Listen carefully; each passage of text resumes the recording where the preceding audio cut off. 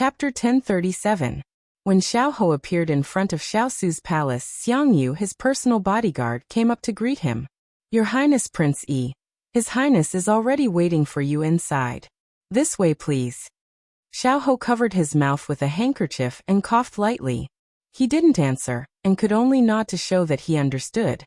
As Xiao Ho walked in front, Xiang Yu looked at his back and didn't understand why the third prince, who had never stepped out of the house, suddenly sent someone to pass on a message that he wanted to visit his master.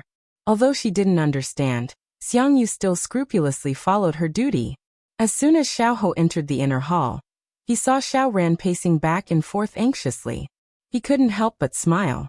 It seemed that Xiao Ran's state of mind was very unstable, and had become a trapped beast. Xiao Ho could make good use of him. Hearing the sound, Xiao Ran immediately turned around. When he saw his third imperial brother, Xiao Ran immediately went up to him. "Third imperial brother, you're here. I heard that you didn't attend the palace banquet a few days ago, because you weren't feeling well. I was just about to visit you. Are you feeling better now?" Normally, Xiao Ran would occasionally visit Prince Yi's estate. However, because the imperial physician said that his third imperial brother's illness was sometimes good and sometimes bad, he needed to rest. Therefore, he didn't stay for more than half an hour each time. Xiao Ho smiled. "I'm much better." During this time, the imperial physician found a lot of good herbs. After I ate them, I felt more energetic than before. So when I heard that you weren't feeling well these days, I wanted to come and see you. Hearing this, Xiao Ran's expression became slightly bitter. He wasn't feeling unwell. It was Imperial Mother who forbade him from leaving the palace. However, how could he mention this to his third imperial brother?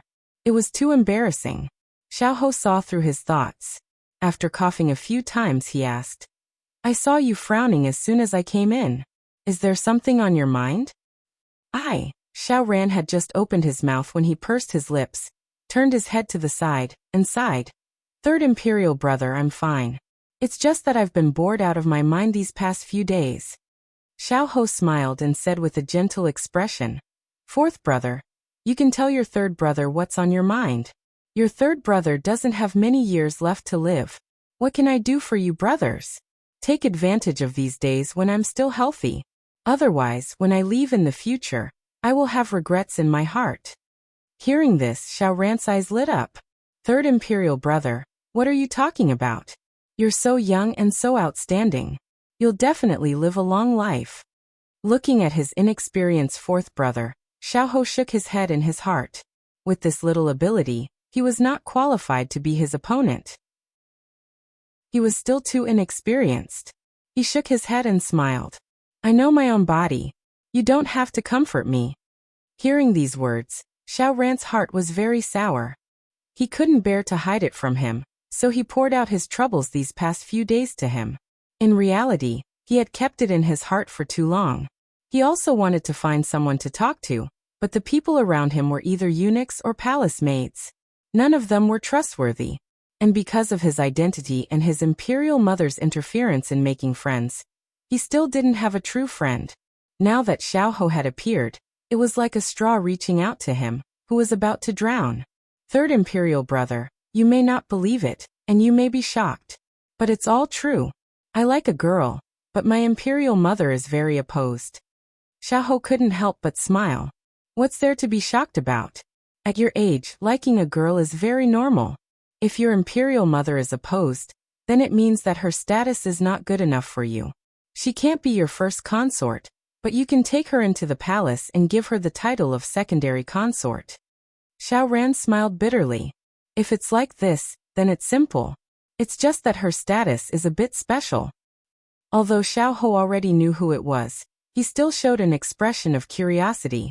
"Which noble young miss is it in the capital?" Xiao Ran gathered his courage and poured out all his secrets. "She's not from a noble family, but she's already betrothed to someone. You also know this person. It's the eldest brother." Xiao Ho cooperated and expressed his shock. "It's actually Miss Chu. Fourth brother, you're not joking, right?" Xiao Ran smiled bitterly again. "I knew you would say this, but how can I treat this kind of thing as a joke? Third imperial brother, what do you think I should do? Imperial mother not agreeing is one thing, But there's still Imperial Father's personally written imperial edict between us. Do you really like that, Miss Chu? Xiao asked. Xiao nodded seriously. We've known each other for half a year, and we've missed each other for 4 years. There's not a moment when I don't want her to be in a place where I can see her. Xiao was a bit surprised. He didn't expect this fourth brother of his to be so smart. It was one thing if he usually didn't understand, but when he did, it was simply amazing. I don't have any good ideas about this matter, but I do have a suggestion. However, this matter can't be done by you alone. Miss Chu has to be interested in you. Xiao eyes lit up. I feel that Qingyan and eldest brother are so many years apart. Qingyan is active, while eldest brother is quiet. There's definitely not much to talk about between the two of them. Moreover, I know that when the imperial edict was issued, eldest brother was completely unaware of it. I understand eldest brother. He's never liked others forcing him to do anything. He has a responsibility for Qingyan, but he has no feelings for her. Therefore, I don't want to see Qingyan be unhappy for the rest of her life. And I also don't want eldest brother to force himself. The corners of Xiao's eyes twitched. Sure enough, love was blind. It could make a person lose their normal judgment. As far as he knew, Xiao's weakness right now was none other than his most cherished fiancée. However, it was precisely because of this that he could use Xiao as a chess piece. Fourth brother, if it's really as you say, then it's best for the two of them to separate. Xiao seemed to have received confirmation, and a smile appeared on his face. Third imperial brother, do you also think so? Xiao nodded.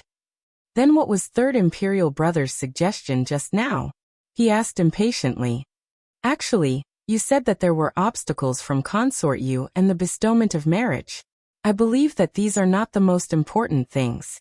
The most important thing is that you and Miss Chu's hearts are connected. As long as you can persuade Miss Chu to take the initiative to talk to eldest brother about this matter, based on how much eldest brother dotes on you, he will definitely take the initiative to ask Imperial Father to annul the engagement. Xiao guided him patiently. Is this okay?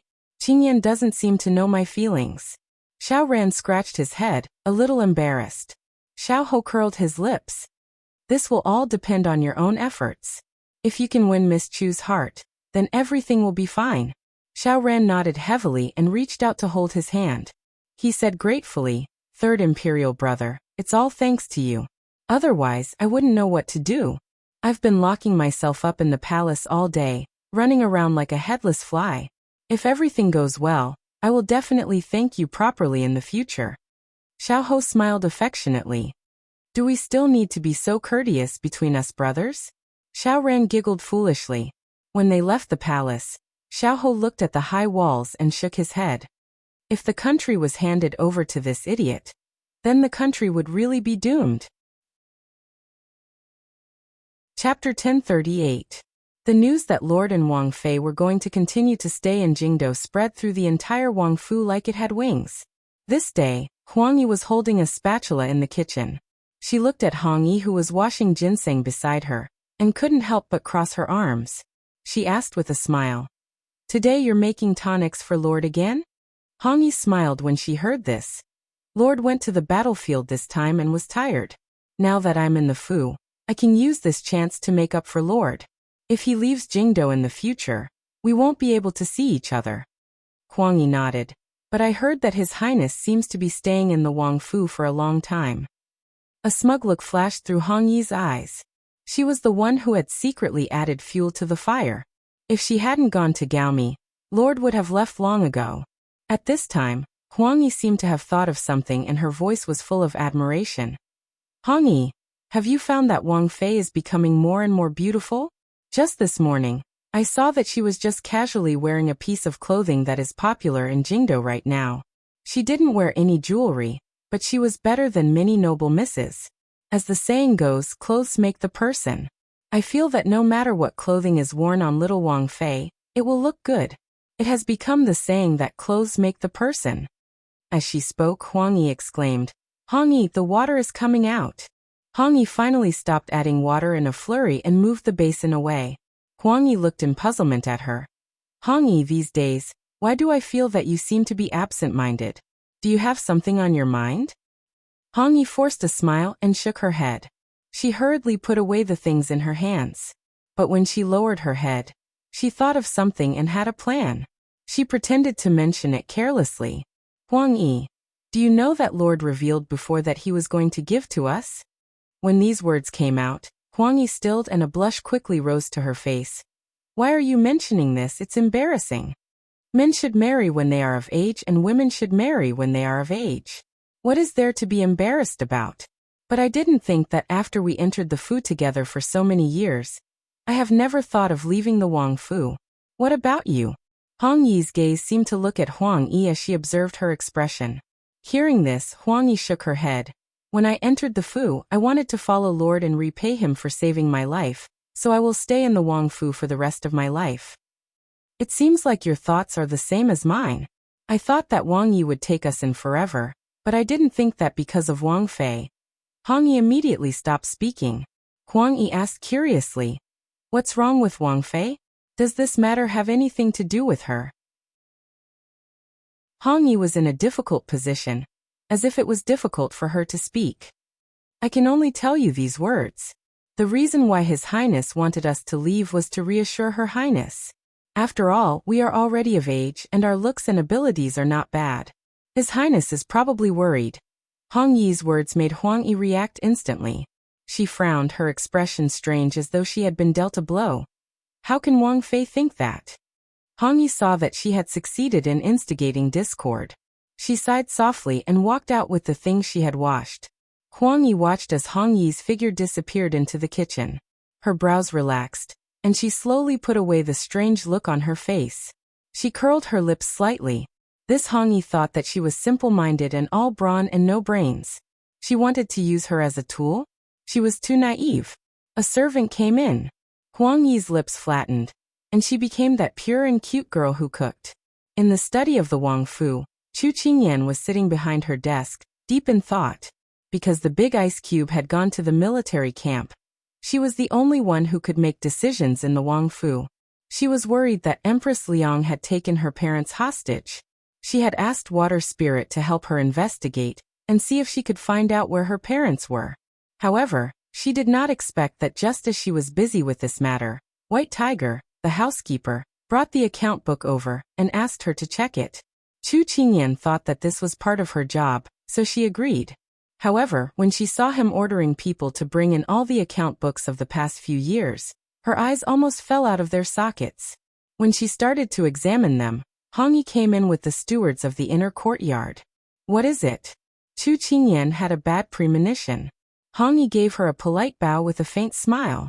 Then she introduced the stewards behind her one by one before saying to her, Princess Consort, it's the end of the month again, and there are many things in the inner courtyard that need to be taken care of. In the past, it was Hong Yi who took care of these matters, but now that Princess Consort is back, Hong Yi will give these matters back to Princess Consort. There are many things that the stewards can't decide on and need you to make a decision. Hong Yi pushed them aside, and the stewards swarmed forward, all talking at once about their own matters. Princess Consort, it's the middle of summer and we don't have enough ice in the palace. Should we buy some? Princess Consort, it's been a long time since our palace gave out a reward. Do you think we should increase it this time? I was the one who said it first. You can all go to the side. Princess Consort, I heard that there is a new batch of good cloth in the city. Do you want to buy some back? I was the one who said it first. I was the one who said it first. There were so many people and they were all talking. Other people said that a woman had 500 ducks, but she had thousands of ducks quacking in her ears. What are you all doing? Are you all quarreling? Be quiet for the Princess Consort. At this time, Jasper's voice on the side shocked everyone. Jasper had a strong personality, and everyone was scared by her roar. But when they came back to their senses, they looked at her with disdain. She was just a little girl. What was there to show off about? Chu Qingyan coldly watched from the side, not missing anyone's expression. Finally her eyes fell onto Hong Yi and she caught a trace of schadenfreude on her face. Chu Qingyan instantly understood. At this time, her expression did not change as her eyes scanned the stewards. They were all tall and rough and had been raised by the Wang Fu until their faces were oily. She secretly remembered them in her heart. The stewards thought that this princess consort was young and easy to bully. They had been fearless just now, but under her gaze, their legs trembled. Why was it that this princess consort looked as delicate as a flower vase, but her body exuded an intimidating aura that made them gradually quiet down and not dare to speak again? I know about your matters. You can leave first. When you calm down your restless emotions, come find me in the afternoon. Chu Qingyan finished speaking and then lowered her head, not looking at them again. The stewards wanted to say something, but they were suppressed by Hong Yi's gaze. So the group left. When the room became quiet again, Chu Qingyan threw down the brush. Her hands were clasped under her chin as her eyes moved unpredictably. Jasper had been worried that her mistress would be bullied, but seeing her like this, she knew that she was starting to scheme against people and her heart calmed down. Chapter 1039. Chu Qingyan pondered for a moment. In the end, she slowly put down her hands and leaned against the back of the chair. She said to Jasper, "Go and call Su Ba and the others over. I have something to tell them." Although Jasper didn't know what her master wanted to do, she immediately did as she was told. Soon Su Ba and the others came over. "Master, what are your orders?" Su Ba and the others lined up in a row and bowed slightly. Chu Qingyan pushed the account books in her hands in front of them and said with a smile, "Do you still remember the calculations I taught you before? Come help me check the accounts." Su Ba and the others agreed without objection. Su Jiao said with some annoyance, "This white commander actually dares to make things difficult for you. He must have eaten a bear's heart and a leopard's gall." Chu Qingyan chuckled with a hint of coldness. "These people want to see me make a fool of myself and make things difficult for me. They don't even know how much they are worth. Don't worry, I won't let them off so easily."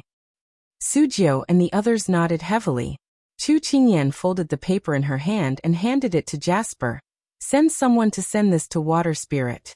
I want her to help me investigate the details of the internal and external stewards of the prince's mansion in recent years, what they have done in the past few years, and who they have befriended. I don't believe that their hands are clean after all these years without the master and mistress of the mansion." Su Ba couldn't help but ask, "Master, are you planning to make a move?" Chu Qingyan chuckled. "On the first day in the capital, they gave me a show of strength. I thought that we would be leaving soon, so I turned a blind eye and didn't care about these trivial matters. But we will still be in the capital for a short time. They sent themselves to my door and still dared to squeeze me. They really don't know what's good for them." "Master, what do you think they will gain by doing this?" Su Ba asked in confusion. Su Ba heard this and the corners of his mouth twitched. "What else can they gain? They just want Master to back off and not interfere in the affairs of the mansion in the future." "Bastard, you're really good at scheming." Everyone in the room was boiling. Chu Qingyan raised her hand to silence them. Then she said unhurriedly, "Don't worry. How can your master be bullied so easily? All right, all of you go and do your work. Find the problem with these accounts as soon as possible. I don't believe that they didn't falsify the accounts." "Yes." Once the master gave the order, everyone immediately started working in full swing. Jasper immediately went out. The account books, brushes, and ink flew all over the place. Thus, the whole morning passed in such a busy manner. Lunchtime. Xiao Su returned from the military camp and ate at the same table as her. Xiao Su picked up a piece of vegetable and put it in her bowl.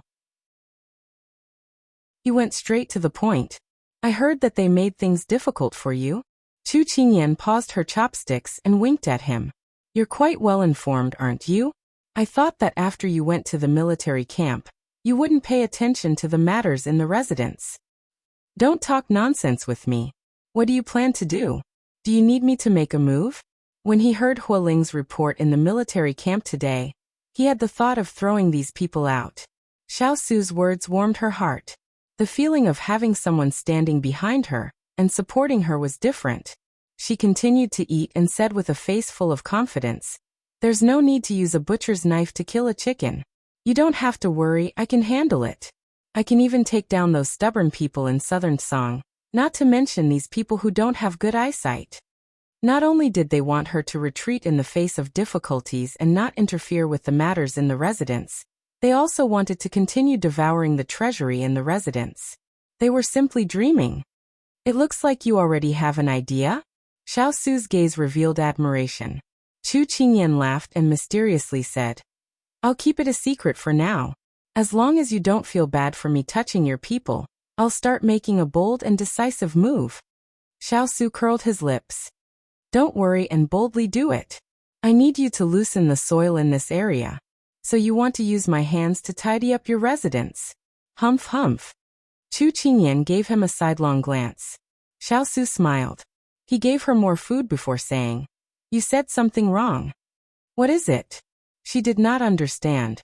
This isn't just my residence, it's also yours. Her eyes lit up. That's right. What's yours is mine. I almost forgot. Then I'll make a big fuss at home. Let's say this first, you have to stand on my side. If she could pull the big ice cube to her side from the start, then everything would be easy to handle. Xiao Su had no way to deal with her mischievous look. I won't drag you down. This time, she was satisfied and buried her head in eating. There was a way for husband and wife to get along. When dealing with family matters, if your other half could stand by your side and become your backing, then you would be able to do twice the work with half the effort. After eating, Chu Qingyan returned to the study. Jasper was already waiting inside. Speak. Why did the stewards of the inner courtyard suddenly move out? She had sent Jasper to investigate this matter this morning. It seemed like there was already a result. Jasper stepped forward and said, Master, you guessed correctly. It was Hong Yi who instigated this. She wanted to make these stewards make things difficult for you. But this subordinate doesn't understand her intentions. It really was her. Chu Qingyan muttered softly. When she heard the latter half of Jasper's words, she scoffed lightly. It's just an ugly duckling who wants to turn into a swan. It's a pity that she found the wrong person. She wants to use this matter to let the servants in the residence know that I'm just a useless idiot. She's looking down on me too much. Back then, I personally tidied up the inner courtyard. Everything was in order from top to bottom. Right now, she wants to compete with me to see whose methods are better. She clearly wants to climb over my head. It seemed like what Big Ice Cube said last time made her a little impatient, so she dared to make such a move. However, she still had some doubts in her heart. Hong Yi's character was good at enduring silently. Why did she suddenly change her character and become so fearless? But now, no matter why Hong Yi became like this, she would not let them off easily. It was also time to show her power. Before she could warm the chair, there was a knock on the door. She exchanged a look with Jasper, and Jasper went to open the door. Thus Hong Yi led the people in majestically. Seeing that everyone was about to start talking after bowing, Chu Qingyan raised her hand.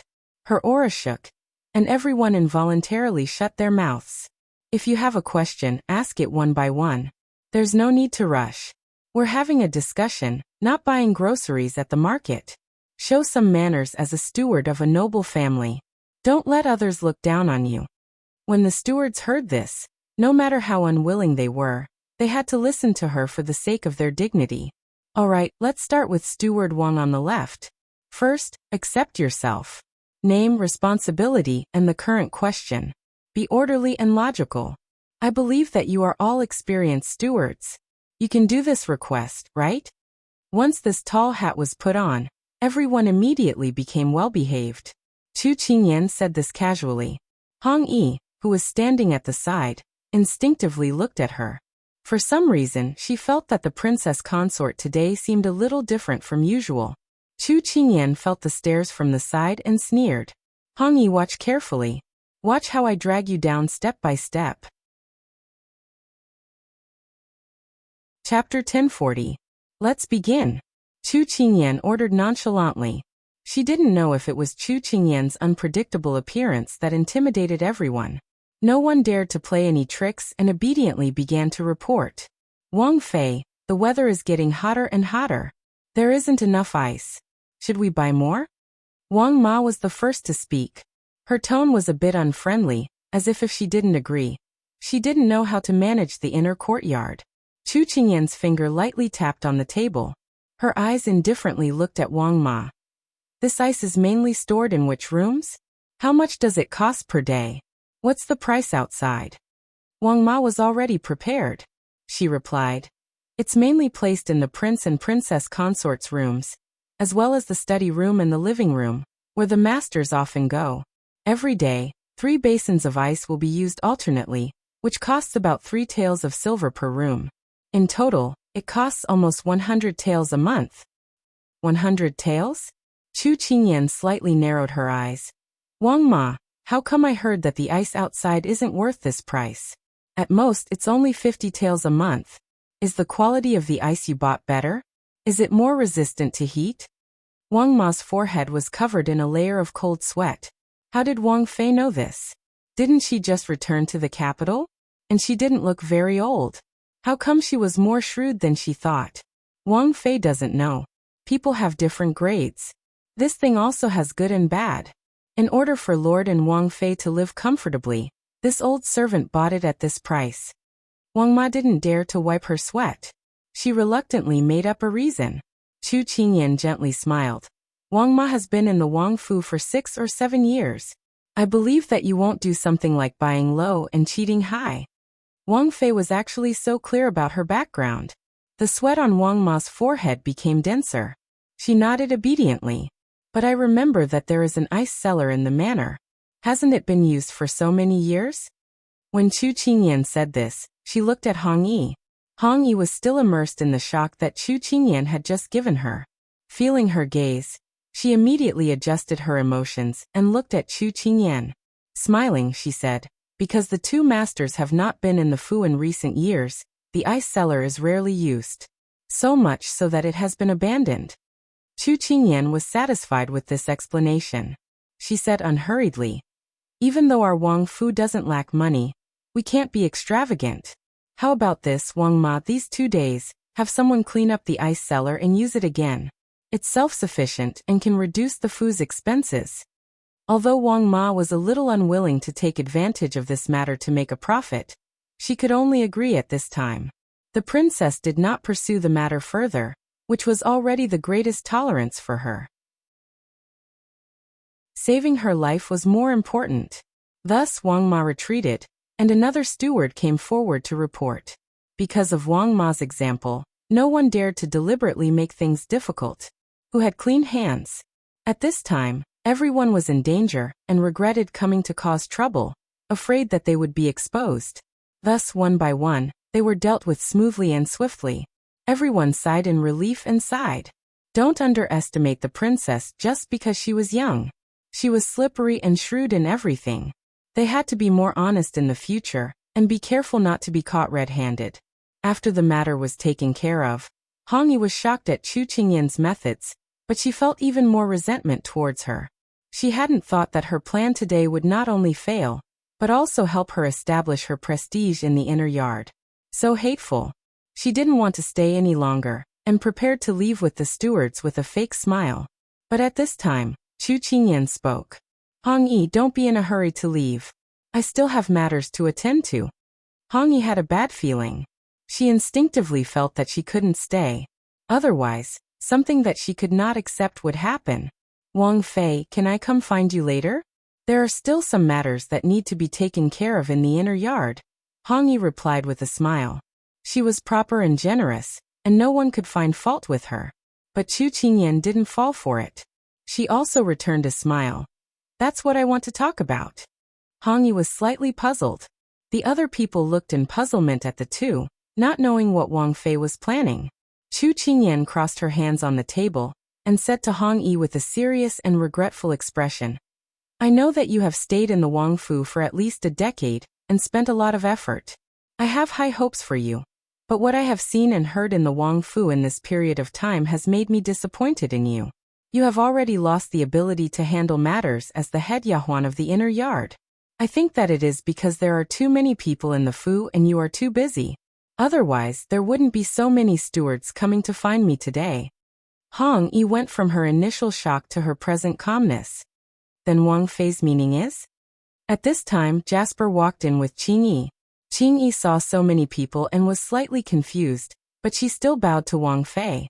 Chu Qingyan saw them come and turned to say to Hong Yi, "So, I regret to inform you that all the matters you have on hand will be taken over by Qing Yi. When you recover your energy, I will make new arrangements for you." Everyone present, other than Chu Qingyan and Jasper, looked back and forth between Hong Yi and Qing Yi in shock. After exiting the study, Qing Yi followed behind Hong Yi, her face still puzzled by the change. At this time, Hong Yi had already stopped and turned back to say to Qing Yi with a normal expression, "Later, I will hand over the accounts to you. If you have any questions in the future, feel free to ask me." Qing Yi nodded, then watched as Hong Yi smiled at her and left. When she reached a place where she wasn't looking, Hong Yi stopped in her tracks. With one hand on the pillar, her expression was extremely ugly. "What a good Chu Qingyan, to actually scheme against me like this. Good. Since you don't let me have an easy time, I won't let you have an easy time either. Just wait and see." After venting, Hong Yi retracted the sinister expression on her face and resumed her gentle and virtuous appearance, leisurely walking forward. Only Chu Qingyan and Jasper were left in the study. "Master, this move of yours is really powerful." Jasper spared no effort in praising. Chu Qingyan gave a gentle smile. "This is enough to make you admire me. Just wait, there will be a good show to watch later." As she said that, White Tiger walked in from outside. "Princess Consort, you were looking for this old servant." "That's right, it's about the accounts." Chu Qingyan casually pointed at the accounts on the table. White Tiger's brows jumped up. "You finished looking through them?" "That's impossible." "That's right, but right now I need you to call all the managers over. I have something to look for them for." Chu Qingyan's expression was normal. Although White Tiger didn't know what she wanted to do, he still agreed. He didn't believe that she could finish looking through all the accounts in a short day. After a while, those managers were all brought over by White Tiger. They lazily gave a bow to Chu Qingyan. But before they could stand firm, a pile of books came crashing down on them. Pitiful cries rang out. Chapter 1041.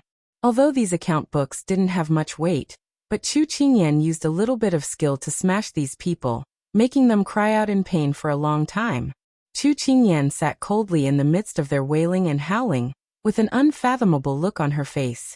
White Tiger was completely caught off guard by this unforeseen event, and by the time he regained his senses, these stewards had already been smashed until they were dizzy and disoriented. He looked angrily at Chu Qingyan. "Princess Consort, what are you doing?" Indiscriminately getting angry at the stewards. "Even if the Lord was here, I'm afraid he wouldn't tolerate your actions." Once these words were said, everyone glared angrily at Chu Qingyan, as if they wanted to swallow her whole. But what was unexpected was that the person who smashed these people's faces was calm and unperturbed. One couldn't tell at all that she was the one who had hit them earlier. Everyone couldn't help but feel apprehensive. What was this Princess Consort trying to do? Chu Qingyan coolly shot a glance at everyone and unhurriedly opened her mouth. "You all seem to be very dissatisfied with my actions?" No one responded, but the cold and angry smile on their faces silently answered her words. Chu Qingyan raised her hand to support her chin. The corners of her mouth held a smile, but the bottom of her eyes was ice cold. "The account books on the floor, if you all look carefully at the account books that you made, then you will know the reason why you were beaten." Everyone was stunned at first. Then they looked at each other. Although they were unwilling, but the person in front of them was the master of this manor, so they had no choice but to obey. Moreover, they wanted to see what kind of tricks this Princess Consort could come up with. So everyone bent down, found their own account books and flipped through them. Originally they had a relaxed look of watching a good show, but when they saw the contents inside, each of their faces were full of brilliance, as if a dye vat had been knocked over. Looking at their trembling hands, Chu Qingyan raised her eyebrows and smiled faintly. "How is it? Do you all have anything to say about the account books that you made?" After all, these people were cunning. They had become old foxes in Prince Yu's mansion. Although they were flustered by the numbers circled in the account book, they soon calmed down. The princess only saw the problem in the account book. In fact, it was not easy to investigate. Unless they were willing to cooperate, It was impossible for the princess to find out anything. Princess Consort, the account books were originally like this. Maybe you don't usually come into contact with these things, so you feel that there is a problem. One of them smiled as he said. Another one of them then. Princess Consort, do you want this old servant to explain it to you? Chu Qingyan gave a low laugh. Princess Consort, you all don't give up until the end. Everyone did not understand the meaning of her words. Their hearts were beating like drums. Could it be that Wang Fei still had some tricks up her sleeve? Just thinking about it made their legs go soft. White Tiger saw that everyone's momentum had been suppressed, and he felt a little unhappy. But he understood better than the others that Princess Consort was not muddle-headed when it came to checking the accounts. Moreover, the circled in the account books were indeed problematic. He did not expect that these people under him would be so daring. Not only did they make a fake account, the fake account books were full of mistakes. They really treated Princess Consort like a child, which was why they were caught off guard. Underestimating the enemy was a great taboo. Chu Qingyan swept a glance at the crowd and gave a low laugh. Then her gaze slowly fell on one of them. Stewardly, I heard that your mother's uncle recently bought a residence, and you even lent him a few hundred taels of silver. Your relationship is pretty good.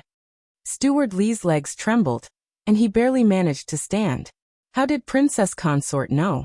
He was afraid that she would ask him where the silver came from.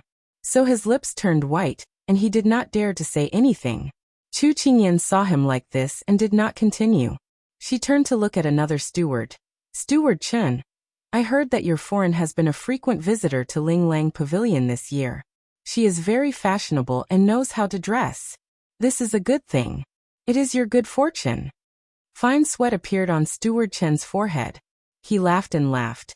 If my wife knew that Princess Consort was praising her like this, she would be so happy she wouldn't be able to sleep. Chu Qingyan smiled coldly as she casually named a few more housekeepers. It was as if she was chatting casually, but every word she said was like a stab at the dirty secrets in their hearts. All of them were trembling in fear. Those who were named felt as if they were standing on pins and needles, while those who were not were scared witless. They were afraid that they would be next. This kind of hanging people and not giving them a quick punishment made them feel very uncomfortable. Seeing that the desired effect had been achieved, Chu Qingyan changed into a more comfortable position. Then she looked at everyone with a smile that hit a knife. After exchanging greetings with everyone, I'm a bit tired. Then Princess Consort can go rest first. We'll go back first. Seeing this, the stewards immediately scrambled to say. They had to leave this troublesome place first. Chu Qingyan smiled. Why are you in such a rush? We haven't finished talking about the important matters. Everyone swallowed with difficulty. Please speak. At this time, they didn't have the arrogance they had when they first arrived. Each of them had been beaten back to their original selves. They wanted to curry favor with this master. Chu Qingyan's smile faded slightly. Her gaze was as sharp as a knife. This sudden change in aura pressed down on everyone's shoulders. What needs to be said, I've already said. The rest is up to you. 3 days later, I want you to put the real account in front of me. Moreover, I want to see at least 2/3 of the money that we missed and don't know where it went. Otherwise, she dragged out the last syllable and gave a low laugh.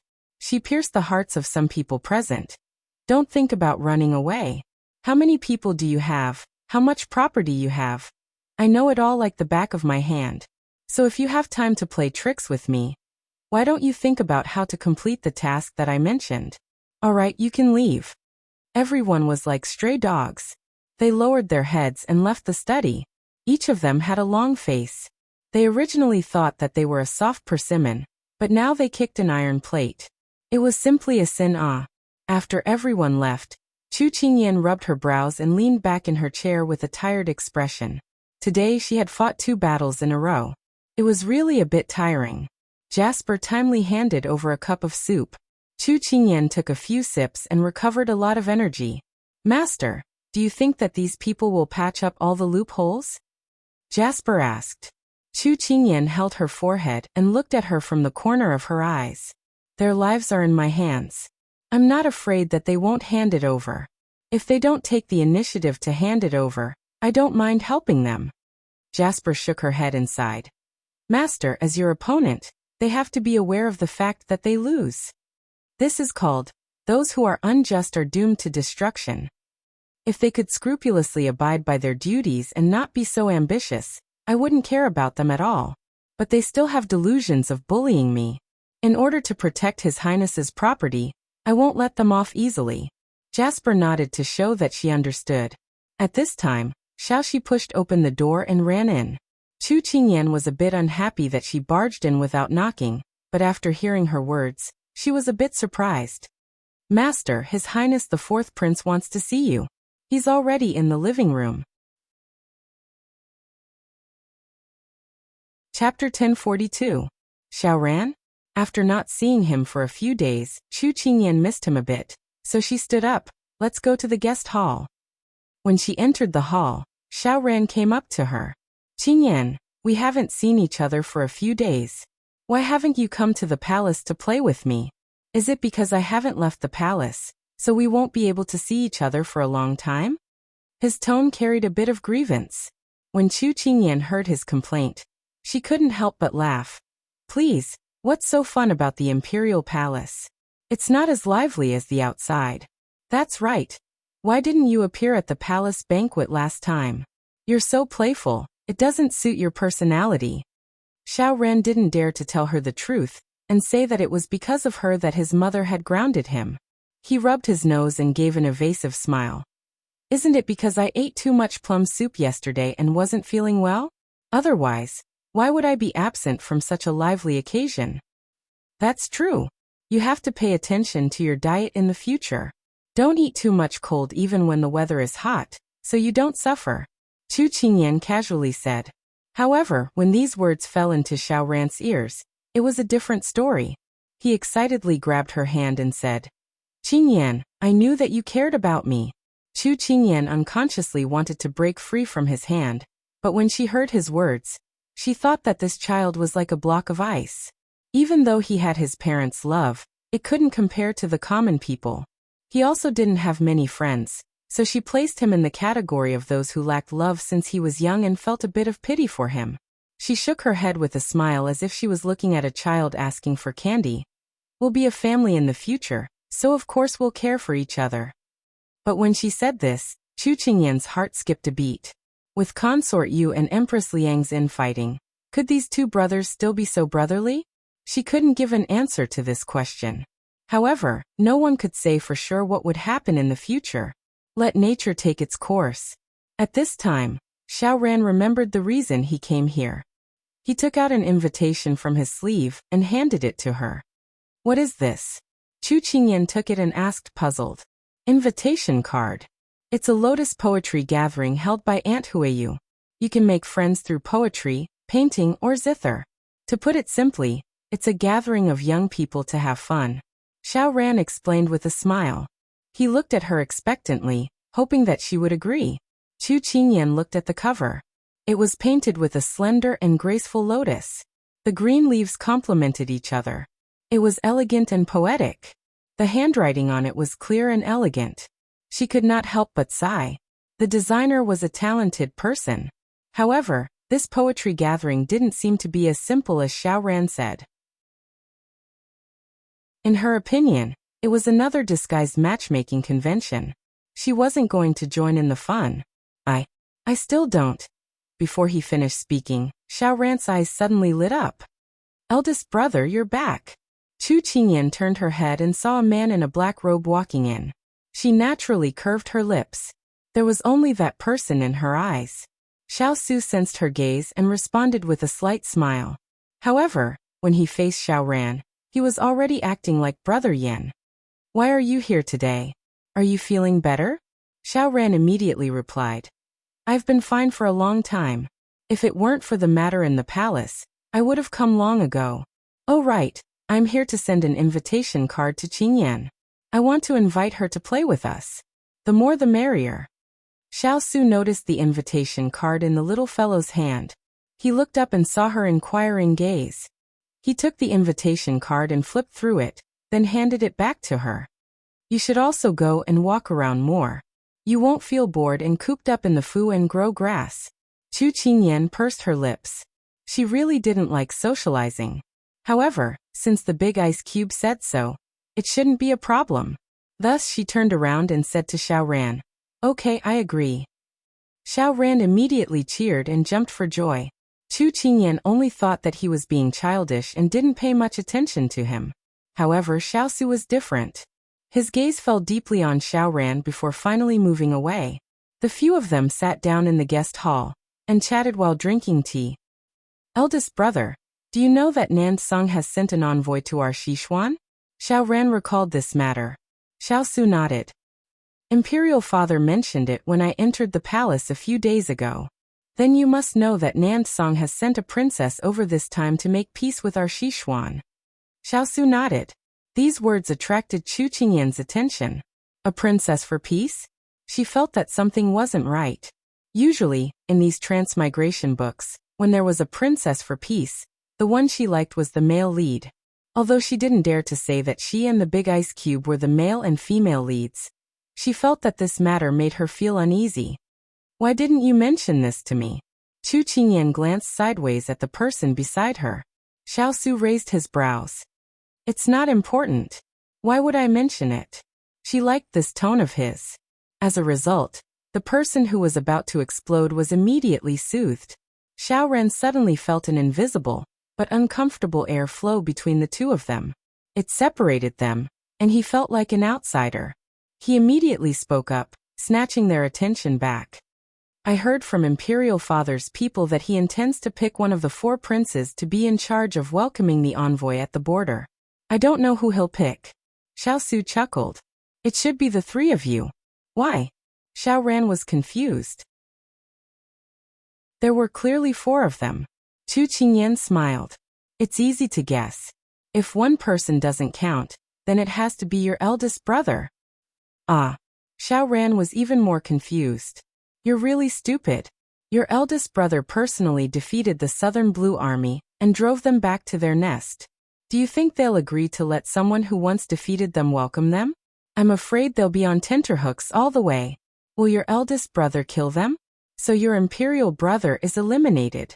Xiao Ran suddenly understood. "So that's how it is. Then who do you think they'll send?" "You." Chu Qingyan smiled at him. "Why me?" Xiao Ran frowned. He didn't want to go. Chu Qingyan shrugged. "It's very simple. If you use the method of elimination, the second prince has a free and unfettered nature. He basically doesn't meddle in the affairs of the court. His Majesty won't risk letting someone who loves to play take on such a big responsibility. Furthermore, the third prince has been frail and sick for so many years. He'll have to travel thousands of miles to welcome them. Not to mention the long journey, there's also a lot of etiquette. His Majesty won't let the third prince take on such a troublesome task." Although Chu Qingyan's words were reasonable, Xiao Ran still wanted to refute. "I was once their opponent, although I lost in the end." Chu Qingyan smiled. "Then their enmity towards you won't be so big. Isn't that even better?" This analysis was clear and logical. It made Xiao Ran's head hurt. No, he had to think of a way to avoid this matter. Otherwise, this trip would be delayed for a long time.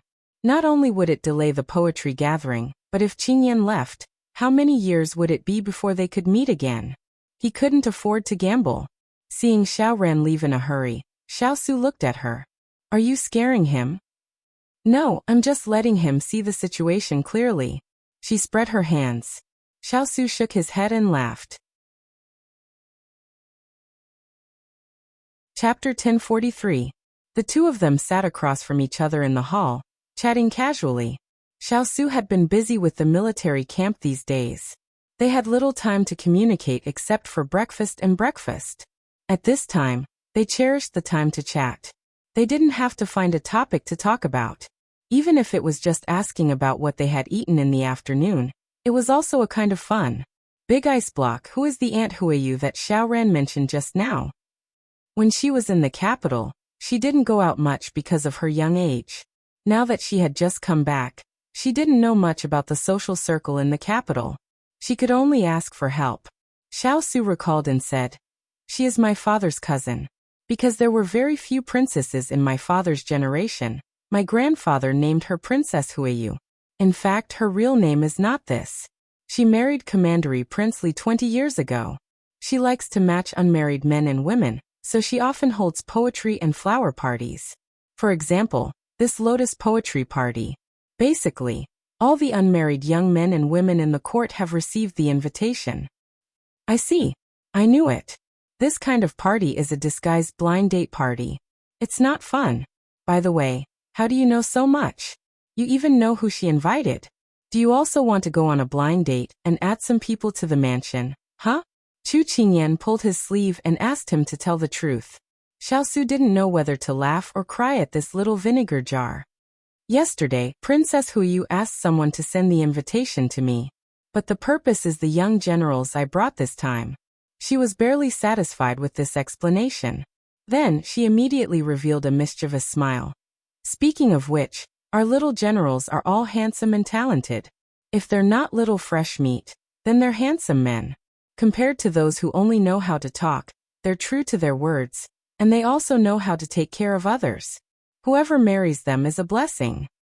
Why do I feel like you are selling melons to a woman? Xiaosu laughed. Chu Qingyan snorted. Of course, I have to praise my own people. Besides, we are their parents' family, aren't we? The little fellow's words successfully made him laugh. Chu Qingyan rolled her eyes at him. Then she remembered something and immediately looked at him vigilantly. By the way, Jean Xian also received the invitation, didn't he? Xiaosu glanced at her. As a commandant, and as you said, he is handsome and capable. What do you think? That won't do. Chu Qingyan jumped up. Why not? Although men and women should get married when they are of age, he has been reserved by my Xining. I have to help Xining look after him. I can't let others break them. 2. Alright, so you're saying that the two of us are unmarried as well? Does that mean that I can still? Before she could finish her sentence, she suddenly felt the world spinning around her. She found herself sitting on his lap. Meeting his deep eyes, she was stunned and almost slipped down. Fortunately, she reached out and hugged his neck. Because of this, she delivered herself to his door. Before she could regain her senses, his kisses were densely packed. She wanted to remind him that they were still in the living room, and that people were coming and going, but it was too late. As if he knew her concerns, Xiaosu waved his hand and closed the doors and windows. The bright living room immediately dimmed, but it added a bit of charm to the two of them. After returning to the capital for so many days, there were too many eyes watching them. He also had too many things to deal with, so the two of them did not have much time to interact. Now that they touched each other, his heart trembled. He did not want to have too many misgivings, and wanted to fiercely squeeze her into his body. Under her gentleness, the storm-like attacks gradually became less impatient and more patient. They lingered in each other's arms and were reluctant to part. She slowly adapted to him and turned from passive to active. What a joke! She was not one of those reserved young ladies who scrupulously followed etiquette. She clearly wanted it but pretended that she was shy and did not want it. So she climbed onto his neck and tried to trace the shape of his lips. Their fiery breaths intertwined, and it was impossible to tell who was who. He was very satisfied with the little fellow's performance. Passion ignited at the slightest touch. It was hard to part. In the evening, the light of the setting sun shone through the paper window and onto the ground, leaving only a faint light yellow. In such a beautiful time of dusk, full of sentiments, of course, one should enjoy to the fullest, and not let time be empty. They were already close and separated several times. When the two of them finally separated, they were sweating profusely and their clothes were soaked. It was unknown whether it was because the weather was too hot, or because they were trying their best to restrain themselves. Their faces were red and their clothes were disheveled. But their bodies were leaning against each other, and they blended into the sunset, giving off an indescribable feeling of beauty. Xiaosu lowered his head and met her watery eyes. He leaned closer and touched her gently. Then he slowly opened his mouth. His voice was low and husky, full of magnetism, as if he was extremely languid after indulging himself. What you said just now, are you going to say it again in the future? At this time, Chu Qingyan had already lost her mind. Her body was as soft as glue and she did not know what he was talking about. She could not help but ask in confusion, "What?" As if she had been moisturized by water. Her voice was coquettish and charming. The moment she spoke, Chu Qingyan was shocked by herself and her soul almost left her body. When her voice fell, Xiao moved his finger and lifted her chin. He smiled wickedly and approached her, his voice carrying a faint threat. "Do you need me to help you remember?" The feeling of almost being sucked dry just now still had lingering fears in her heart. She swallowed her saliva and blocked him with both hands. She looked up and smiled obediently. Remember. I won't say it again in the future unless you do something wrong." Heavens, this serious ice cube was so scary. It was as if he wanted to eat her up. She only wanted to scare him, but she was almost eaten up by him. Only then did Xiao nod his head in satisfaction. He gave her a light peck on the forehead as a reward. She was a little dazed by his gentle kiss, but her rationality still prevailed and she did not forget to take the opportunity to make her stand clear.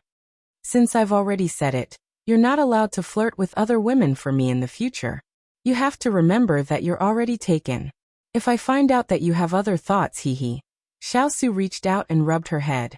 The corners of his eyes under the mask lifted, revealing a doting smile. "I won't let that happen." She nodded reluctantly, but she was already smiling in her heart. Although it was a little sticky to hug each other on such a hot day, the two of them did not feel uncomfortable at all. Instead, they felt that this kind of time was hard to come by as they snuggled up to each other. "Big Ice Cube, I'll act first and report later." "Speak." Chapter 1044. Thus, she leaned against him and told him everything that she had done to the stewards this afternoon. "We left for a few years and they thought that there was no tiger in the mountain, and the monkey was the king. Not only did they make fake accounts to fool me, they even embezzled the silver from the storehouse and made false reports. In any case, I was just angry. If you think that I went overboard, then I'll admit it." Her originally calm mood exploded when this matter was brought up. This Wang Fu would be under her control in the future. If they squandered it until there was nothing left, how could she support this large family of people? There was no need for the little fellow to say it. He had already heard about this before he entered. He reached out to press down the ahog on her head and said in a warm voice, "I think that your methods are not enough." His warm voice carried a chill that made people tremble. Chu Qingyan raised her brows in surprise. "What do you mean?" "For traitors, there's no value in keeping them." Xiao smiled faintly. "Even Hongyi is one of them? But she has worked hard for you for so many years, and you're willing to let her go?" She crossed her arms as she looked at him. Xiao smiled and reached out to pinch her cheeks. Only when she grimaced did he let go. "I've never used people I suspect and never suspect people I use. Since they're disloyal, there's no need to keep them by my side." Chu Qingyan understood tacitly. She blinked. "I originally wanted to give them up, but seeing that their abilities aren't bad and that I can't find anyone to replace them, I can only intimidate them first and force them to spit out the silver. In the future, I'll deal with them one by one." You can be at ease and deal with them boldly. If there's anything you can't do, just say it. I'm your strongest backing." Xiao gave a low chuckle. His pampering voice almost made Chu Qingyan melt. As expected, a man with a pleasant voice was a bonus. "All right." She looked up and smiled. The little fellow in front of him had already lost her childishness and was as lively as the water spirit. At this time, Xiao, who had returned from the Moon Palace, had his brows tightly knit. "Your Highness, what did Her Highness say?" Seeing His Highness remain silent, Xiangyu couldn't help but worry. Xiao sighed deeply, feeling a little vexed. "Imperial Mother said that Imperial Father hasn't made a decision yet, but she hopes that I can take the initiative to ask for Imperial Father's permission. After all, I didn't manage to seize the opportunity to perform in front of Imperial Father when we were dealing with Southern Blue. Now that I have this opportunity, she wants me to not miss it. Your Highness, this is a good thing.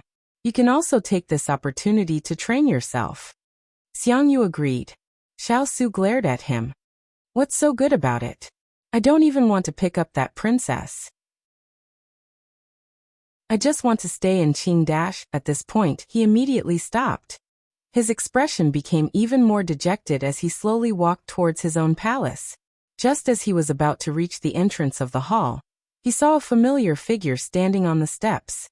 He was overjoyed and went up to greet the figure. Third Imperial Brother, why are you here? It's hot outside. Hurry and enter the hall. He was both happy and worried about his Imperial brother's health, so he spoke quickly. Xiao turned to look at him. His fingers pressed on the belt of his cloak as he laughed self-deprecatingly. With my constitution, I'm not afraid of heat or cold. There's no need to worry. Xiao thought of Third Imperial Brother's frail and sickly body, then looked at how tightly wrapped he was without a trace of sweat. He was already drenched in sweat from not jogging towards him. He couldn't help but feel pity for him. Third Imperial Brother, it's fine. Let's properly recuperate. You'll get better in the future. Hearing such naive words coming from his mouth was a little silly. Xiao shook his head in his heart. He really couldn't bear to lay his hands on such a stupid person. He nodded, then followed Xiao into the hall. Third Imperial Brother, why did you think of coming to find me on such a hot day? If there's anything, you could have just sent someone to inform me. After having someone serve tea, Xiao asked in confusion. Xiao faintly smiled. It's fine. The Imperial physician said that I need to walk more to promote the flow of my blood. Actually, I did come to find you for something. Please speak, Imperial Brother. Xiao earnestly said.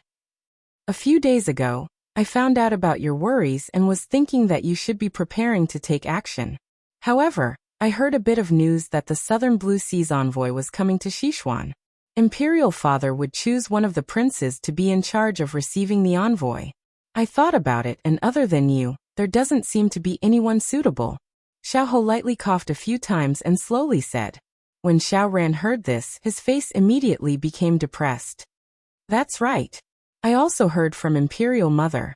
Right now, I'm having a headache. Xiao lowered his eyebrows and a cold light flashed in his eyes. However, on the surface he still looked as gentle as jade. Fourth Imperial Brother, you don't need to worry. This Imperial Brother has a way to help you solve this matter. Xiao eyes lit up. Really? What method do you have?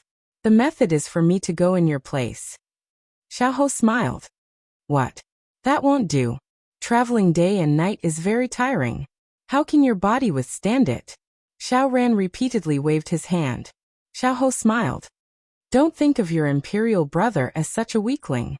Recently, the Imperial physician said that my body is much better and suggested that I go out and walk more. So, I'm not doing it all for you. Really? Xiao asked with wide eyes. Xiao smiled and nodded.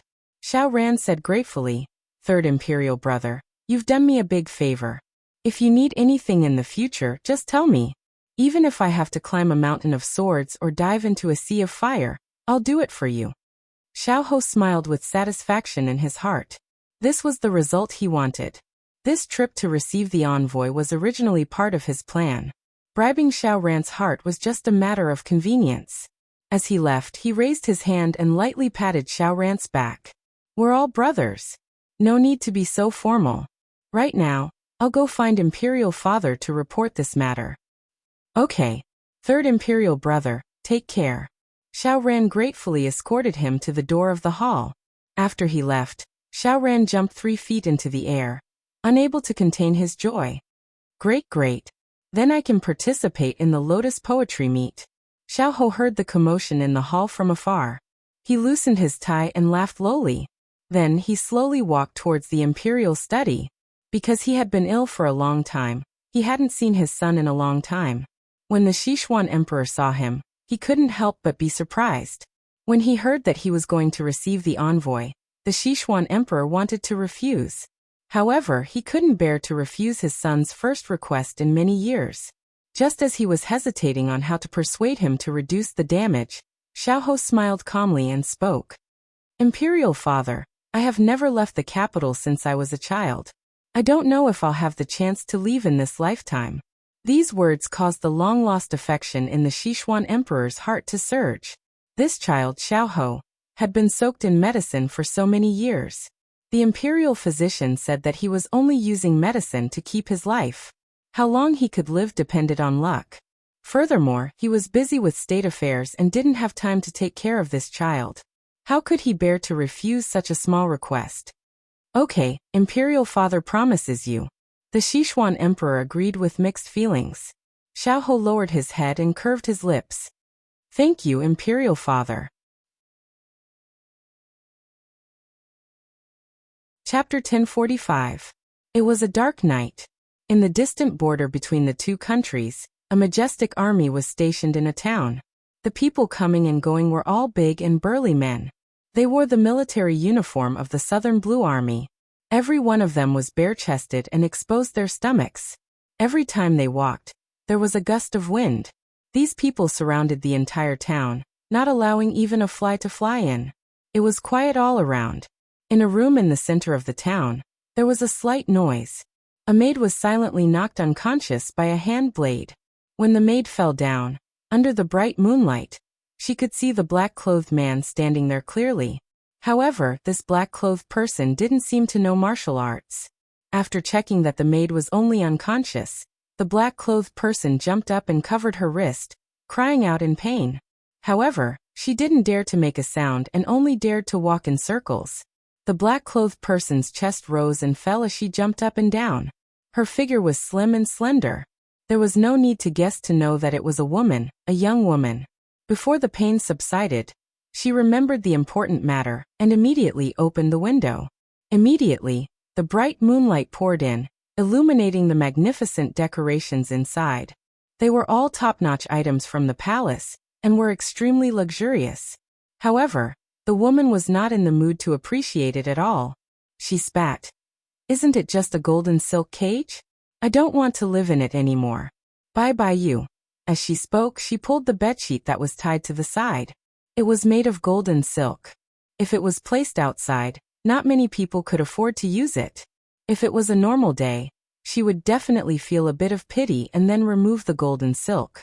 However, her life was more important now. She threw the bedsheet down the window and fixed it. She carefully looked around. After confirming that there was no one, she clumsily turned over and grabbed the bedsheet, slowly sliding down. Although this was only the second floor, her body was weak and couldn't withstand the tossing and turning. Just as she carefully slid down, a throwing knife suddenly flew out of nowhere. It spun in the air and flew towards her bedsheet. The woman secretly cried out.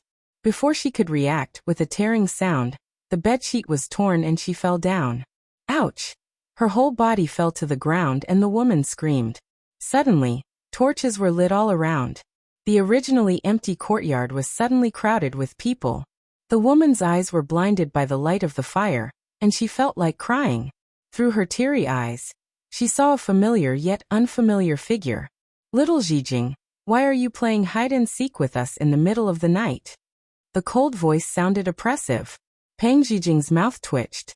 Brother Crown Prince, why are you here? Pang Huang, who was dressed in a blue brocade robe, stood in the middle of the crowd and smiled. If Imperial Brother wasn't here, wouldn't you have escaped? I'm not running away, I'm just fooling around. She lowered her head as she spoke. Her attire was a confession. Pang Huang pursed his lips. What are you waiting for? Hurry up and help Her Highness back to her room. Yes. The palace maids, who were trembling with fear, immediately rushed over to help her up. Pang Zijing gritted her teeth. Her painstakingly planned plan was ruined again. When she passed by Pang Huang, she heard him warn her in a low voice. Go to Sichuan properly. If you try to play tricks again, not only Imperial Brother, but even Imperial Father will not let you off easily. Pang Zijing agreed with a fake smile, but in her heart, she wanted to chop him into pieces. Sichuan, the capital. The news that Xiao was in charge of receiving the envoy spread like wildfire throughout the court. No one would have thought that this frail prince would one day participate in court affairs. They thought that he would spend the rest of his life hugging a bottle of medicine. But there was no time for them to react. The next day, Xiao led his entourage out of the city under the morning sun. When Chu Qingyan heard the news, she was in disbelief. Big Ice Cube, I don't think I've met this third prince before. What kind of person is he? I heard that because of his poor health, he keeps a low profile. When Xiao Su heard this, he put down the book in his hand. Low profile. He was indeed very low profile. He was so low profile that the entire court had almost forgotten that there was such a prince. But after so many years, his actions did not make people happy. Seeing that he was silent, Chu Qingyan couldn't help but reach out to nudge him. What are you thinking about? Xiao Su raised his head and looked at her seriously. Ian, if you meet him in the future, avoid him if you can. Don't have any direct conflict with him. Huh? Rumor has it that he is as gentle as jade, but because of his illness his body was damaged. Heaven is jealous of his talents. Why did he become a scourge when it came to you? Chu Qingyan scratched her head, not understanding. Moreover, looking at Big Ice Cube's expression, it seemed that this prince was a powerful master. Even he couldn't help but be wary of him. Do you still remember the disappearance of the money in the bank? In order to let the little fellow be more alert in the future, Xiao Su brought up the matter of the past. How could I not remember? Because of this matter, I almost lost my life in that strange town. Wait, you mean the spy that was planted in the bank that year was? She cleverly avoided mentioning Xiao Ho's name and asked in surprise. Xiao Su smiled faintly and praised. Not stupid. At this time, how could she care about refuting his words? In her mind, she imagined that the hidden hand behind the scenes had disguised himself as a weak prince to deceive everyone. She immediately grabbed his sleeve. That's too scary. How could it be hidden for so many years? Xiao Su patted her hand lightly. Don't think too much. Just do what you have to do. Chu Qingyan nodded. Actually, she now had a strong interest in Xiao Ho. Generally, in books, people who didn't pretend to be ill and endured hardships would be able to achieve great things. However, the prerequisite was that they had to be lucky enough to become the male lead in the book. Only then would they have a chance. This person was patient enough and smart enough. If there was a chance, she would like to meet him.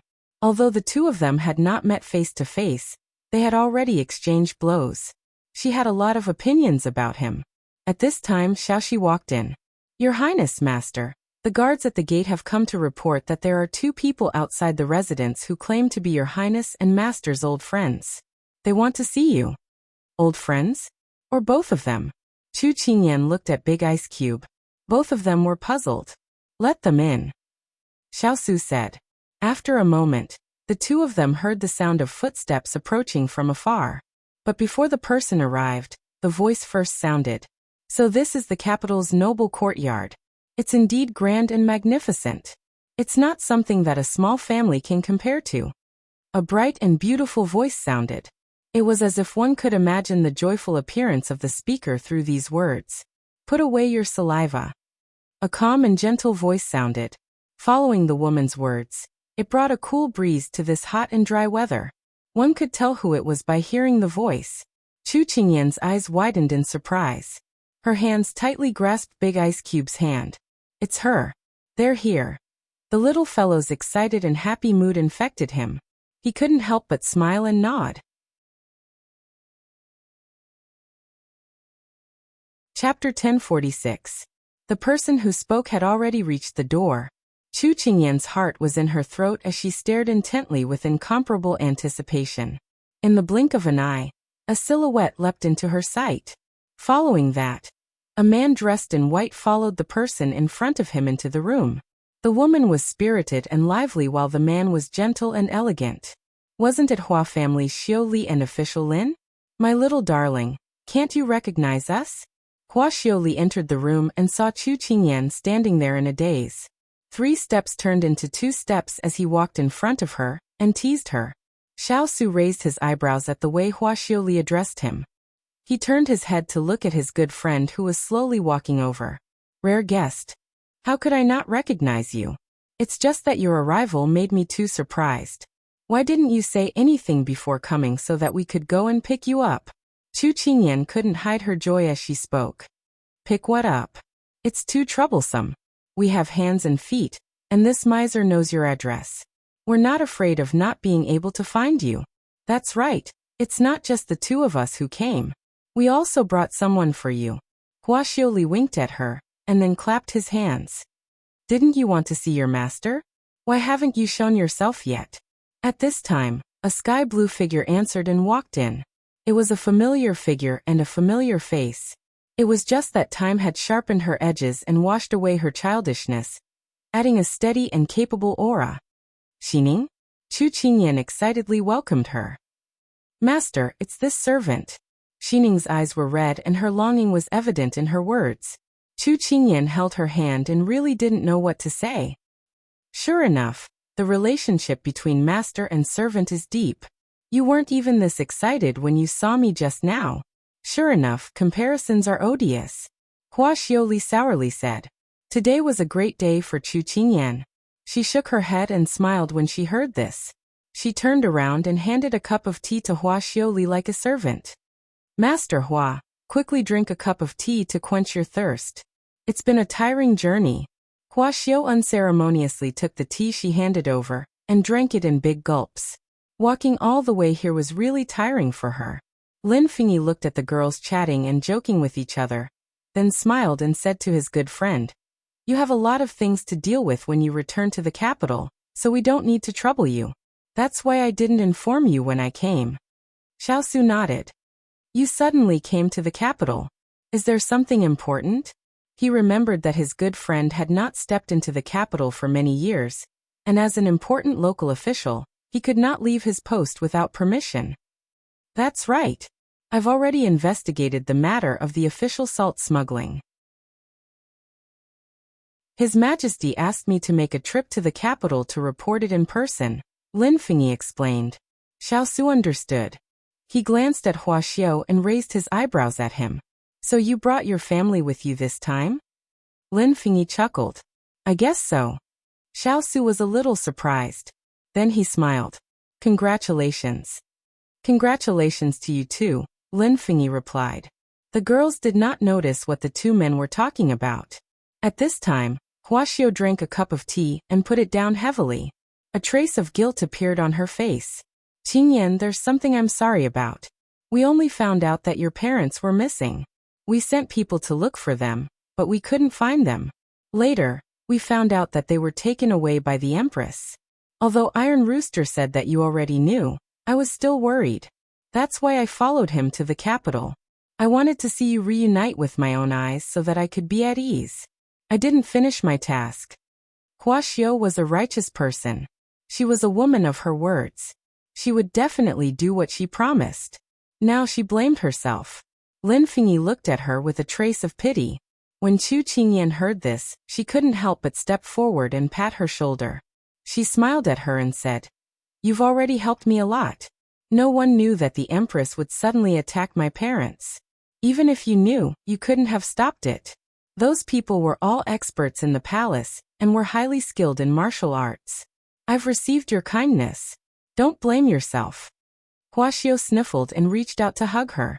I knew you were the best. Woo-woo. Hurry and prepare something delicious to treat us. I'm starving. Even if the bark of a tree was placed in front of me, I would still eat it. The excitement of their reunion turned into a hearty laugh because of her howl. Soon, Chu Qingyan ordered the kitchen to prepare a sumptuous dinner. They sat around the table. Other than Jasper and Xining, they isolated the rest of the servants and enjoyed an atmosphere where no one would disturb them. Wow, delicious! Was this made by the imperial chef in the palace? Just as he took a bite, Hua Xiao cried out loudly, No, it's made by a servant girl in charge of the household's meals. Chu Qingyan was amused by Ji Yunshu's blabbering. Her culinary skills are amazing. I've never eaten such delicious food in Jiangnan. Qingyan, let's make a deal. Can you poach her back to Jiangnan to be the imperial chef of my restaurant? Hua Xiao's occupational disease as a businesswoman immediately manifested. Her eyes sparkled with silver as she acted coquettishly towards her good friend. Chu Qingyan coughed softly and pointed to the person beside her. I can't make the decision for this person. You can ask this person. Hua Xiao followed her gaze and glanced at Xiaosu. She swallowed and immediately dismissed the idea. She should just eat obediently. Seeing that she couldn't wait to stuff her mouth with food, Lin Fingyi couldn't help but advise, No one's fighting with you. Eat slowly. You don't understand. We're just freeloading. We don't know when we'll be able to eat again. So eating more is profiting. Hua Xiao's words made everyone speechless, but they couldn't help but admit that it made sense. At this time Lin Fengyi said as he ate, "When can you leave this place?" "It's hard to say." Xiao Su frowned slightly. Imperial father and Imperial mother won't let them go. At the very least, they have to wait until Nansang's diplomatic group leaves. Lin Fengyi sighed. Today is different from the past. If you step into this quagmire again, it'll be hard to extricate yourself. Xiao Su also understood. Let's just let nature take its course. Lin Fengyi knew that he wouldn't fight an unprepared battle, so he didn't linger on this topic any longer. Instead, the two of them discussed the matters of the imperial court. Chu Qingyan thought of something. "Xiaoli, I'm going to participate in a lotus poetry competition in 2 days. You should come with me." Hua Xiaoli shook her head decisively. "I'm not going. What I hate the most are those scholars and beauties who moan and recite poems. If I have that kind of free time, I'd rather go to the capital and see if there's any business opportunities." Chu Qingyan felt that if Hua Xiaoli didn't go, it would be boring for her to go alone. Just as she was thinking of how to persuade Hua Xiaoli to go, the person beside her spoke.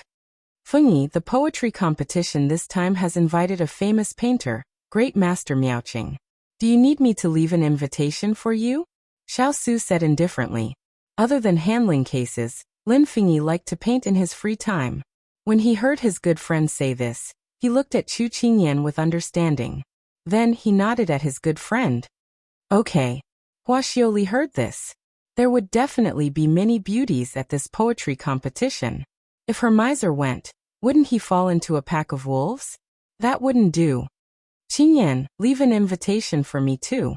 I'm definitely going," Hua Xiaoli said full of energy. Chu Qingyan was a bit surprised. Didn't this person just righteously refuse? Xiao Su smiled and continued to chat with his good friend. Chapter 1047. Because of her good friend's arrival, Chu Qingyan felt that her days were no longer so dull. Even when Big Ice Cube was not around, she had someone to talk to. Especially when there was someone to help review the accounts that had been piled up in the prince's residence in the past few years. With such a capable assistant, it was practically twice the work with half the effort. And Xining's arrival relieved a lot of Jasper's burden. At the same time, Xining relied on her many years of experience to quickly gain the approval of the servants, and she took over the affairs of the inner courtyard together with Qing Yi. Hong Yi saw that Chu Qingyan was surrounded by her own people. The power of the inner courtyard was being taken over bit by bit, and she was no longer the beloved head maidservant of the past. She felt very upset, and the seeds of resentment in her heart were planted and sprouted little by little. "Did you notice that Hong Yi is very strange recently?" Lve asked Huang Yi. Huang Yi was washing the vegetables when she heard this and shook her head. "I've been researching new dishes recently, so I didn't notice." "What's wrong with her?" "Although she's not in charge of anything now, she seems to have a lot on her mind all day. I wonder if she's not feeling well?" Lve asked with a worried expression. Huang Yi shook off the water droplets on her hands and said with a smile, "Hong Yi might have a busy life. Now that she's not doing anything, she feels uncomfortable."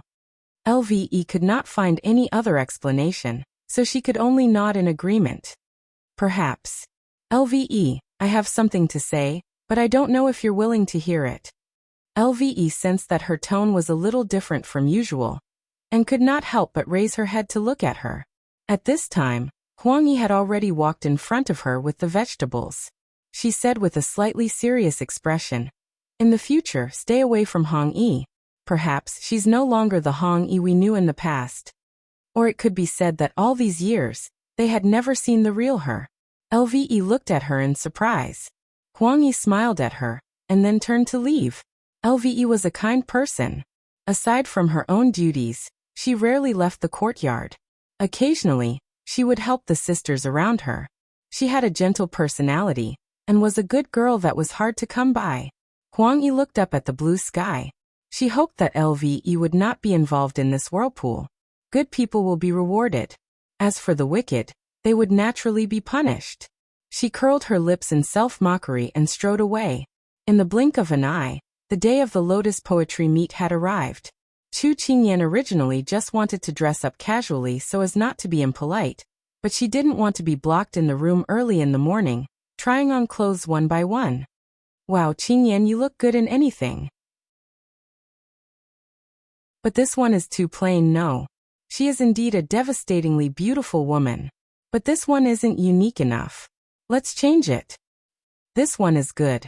If I were a man, I would definitely fall at your feet. But what is it missing? Let's change it. For the entire morning, Chu Qingyan felt that she was like a spinning top being tossed around by her good friend.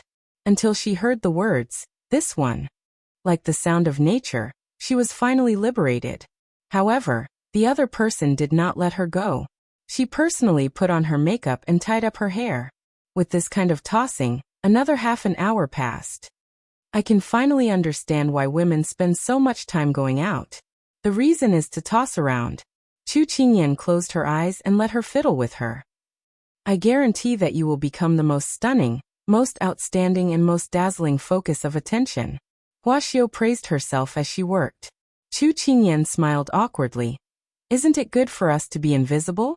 Why do we have to steal other people's attention? Wuxia sneered. Do you think you can be invisible?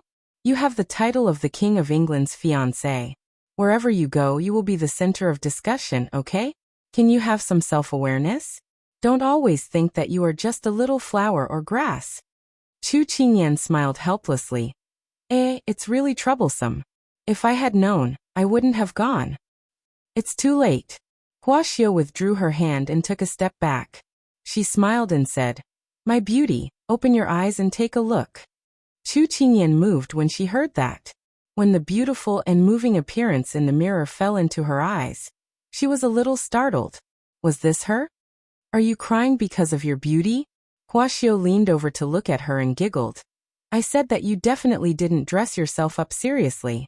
You have such good capital. So of course you have to dress up well, and strive to blind these people's dog eyes. Previously, during the palace banquet, there were people who tried to make things difficult for Qingyan. She had already heard about it from the people in the residence. That was why she was so angry and wanted to dress Qingyan up properly. When the time came, she would definitely be able to suppress everyone with her beauty and crush the confidence of those people. Chu Qingyan didn't know whether to laugh or cry. Don't you think that this is too eye-catching? You don't have to care. Anyway, if you cause trouble, your big ice cube will solve it. Isn't that right, Your Highness? Wuxia's tone changed as she spoke. Chu Qingyan sensed the difference in her words and couldn't help but raise her head to look at the door. She saw a tall figure appear at the door. Wuxia tactfully patted her shoulder. We will set off in the time it takes to brew a cup of tea. I will wait for you in the front courtyard. After saying that, she left. At this time, there were only 2 people left in the room. She didn't know why, but she felt that the air was a little thin. She stood up uncomfortably from the chair. She pulled here and there and said unnaturally, I think it's enough, but Wuxia said that it would be good to dress up like this. At this time, Xiao had already walked in front of her and reached out to lift her lowered chin. When their eyes met, she heard his gentle and doting voice. It's very beautiful, I like it very much, but I don't want you to be seen by others. The usually calm and collected Chu Qingyan also had a moment of shyness. She didn't dare to look at him. How about I change? It's just a poetry recital. It's not good to attract too much attention. No need. Although I don't want others to see my selfishness, I also don't want you to hide your brilliance. You can be yourself. You don't have to hide it for anyone, not even me. His low and gentle tone was filled with doting. Chu Qingyan's heart was moved. She curved her lips and nodded. To be able to meet someone who tolerated you, indulged you, understood you, and loved you, it was really not easy. However, there's a flaw in your makeup, Xiao said with a straight face. Where? Chu Qingyan reached out to touch her face, not understanding. Your lips aren't red enough. She was about to turn around to look at the mirror when her body was pulled into his embrace. She raised her head to ask, but the light in front of her was blocked by a black shadow. Her lips were gently and domineeringly covered. tossing and turning, rubbing and biting. Hey, this won't do. Xiao will get in. She's already gone to the front yard. No one will disturb us. But we're about to set off. There's no hurry. We still have 10 minutes. Don't be distracted. He nibbled and lowered his voice. Otherwise, I may have to add more tea. Under the sunlight, two overlapping shadows were reflected on the ground, elongated little by little. The sky was clear and the wind was gentle. It was suitable for talking about love.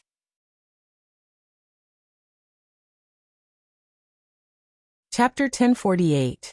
Xiao leaned against the pillar and waited leisurely. When they arrived, she glanced at them and said with a strange expression, "Did you eat chili?" When the person with her head lowered heard this, her entire face turned red. "Did you fall into a dye vat?" Xiao suppressed her laughter and leaned over to look at her. Hearing the ridicule in her words, Chu Qingyan took a step back and pretended to be calm. "What nonsense are you talking about? Let's go, it's about time." Xiao snickered and went forward to hold her arm. She said intimately, "All right, I won't tease you anymore. It's normal for young couples to be intimate." Chu Qingyan's face turned even redder when she heard this. However, she seemed to have heard something fishy. "You mean you often and your Lord Lin?"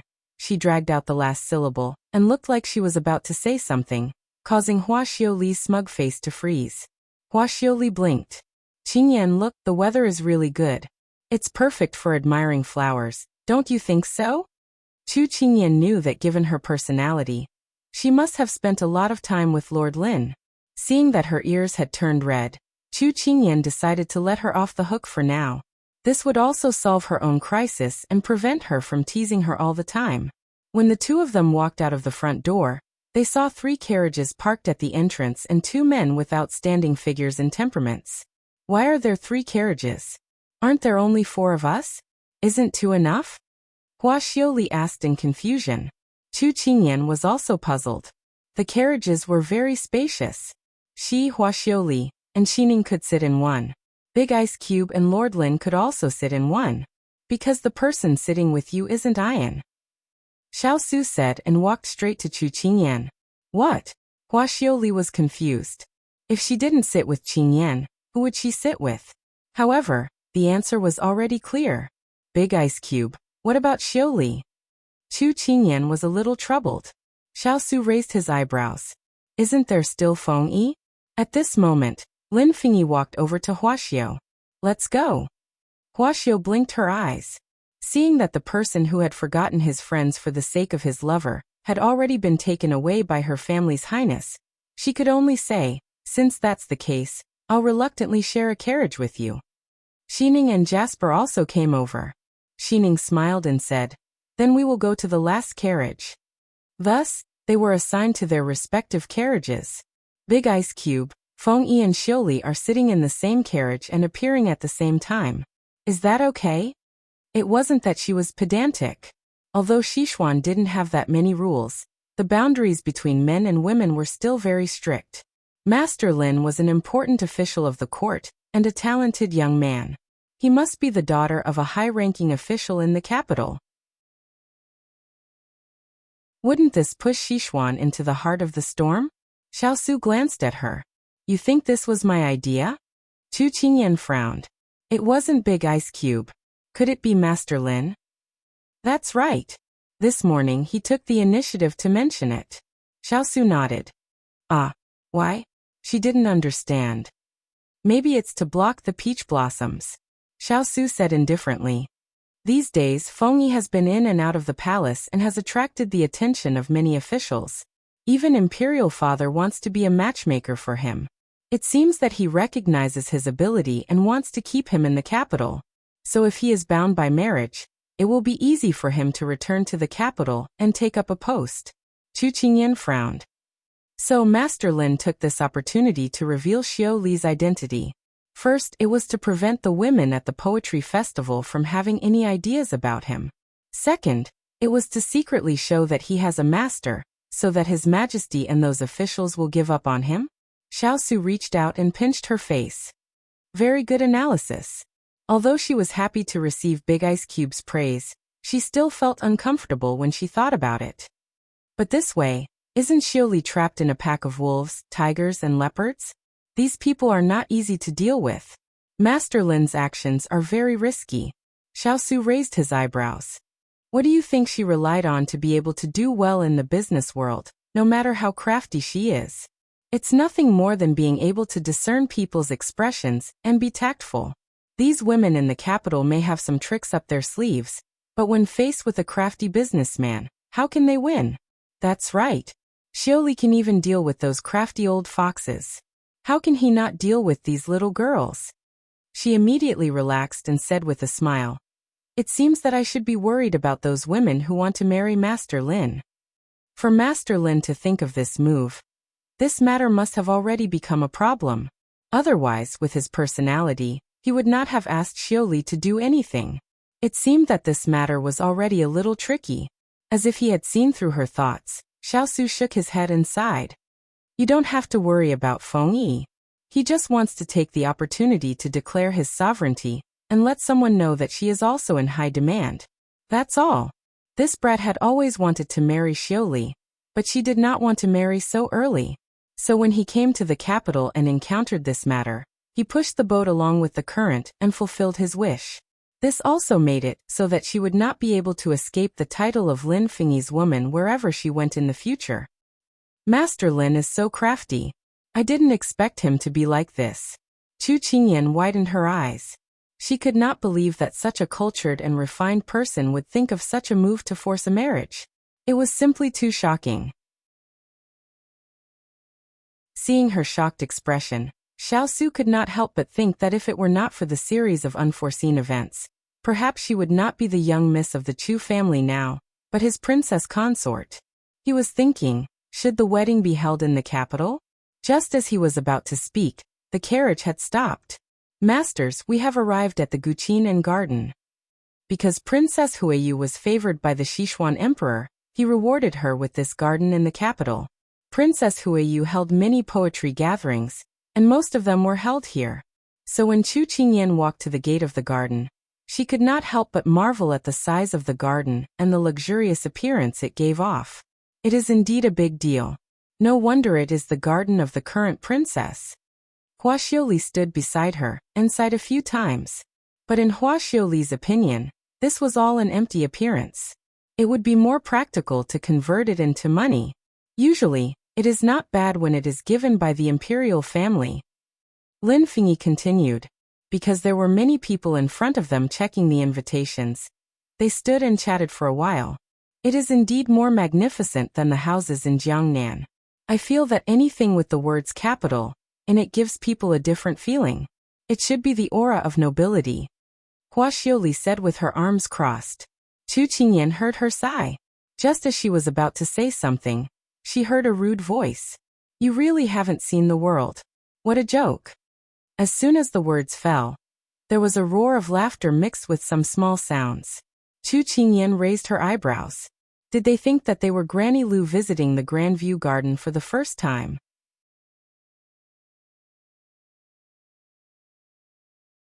Chapter 1049. In Hua Xiao's ears, these words were a provocation.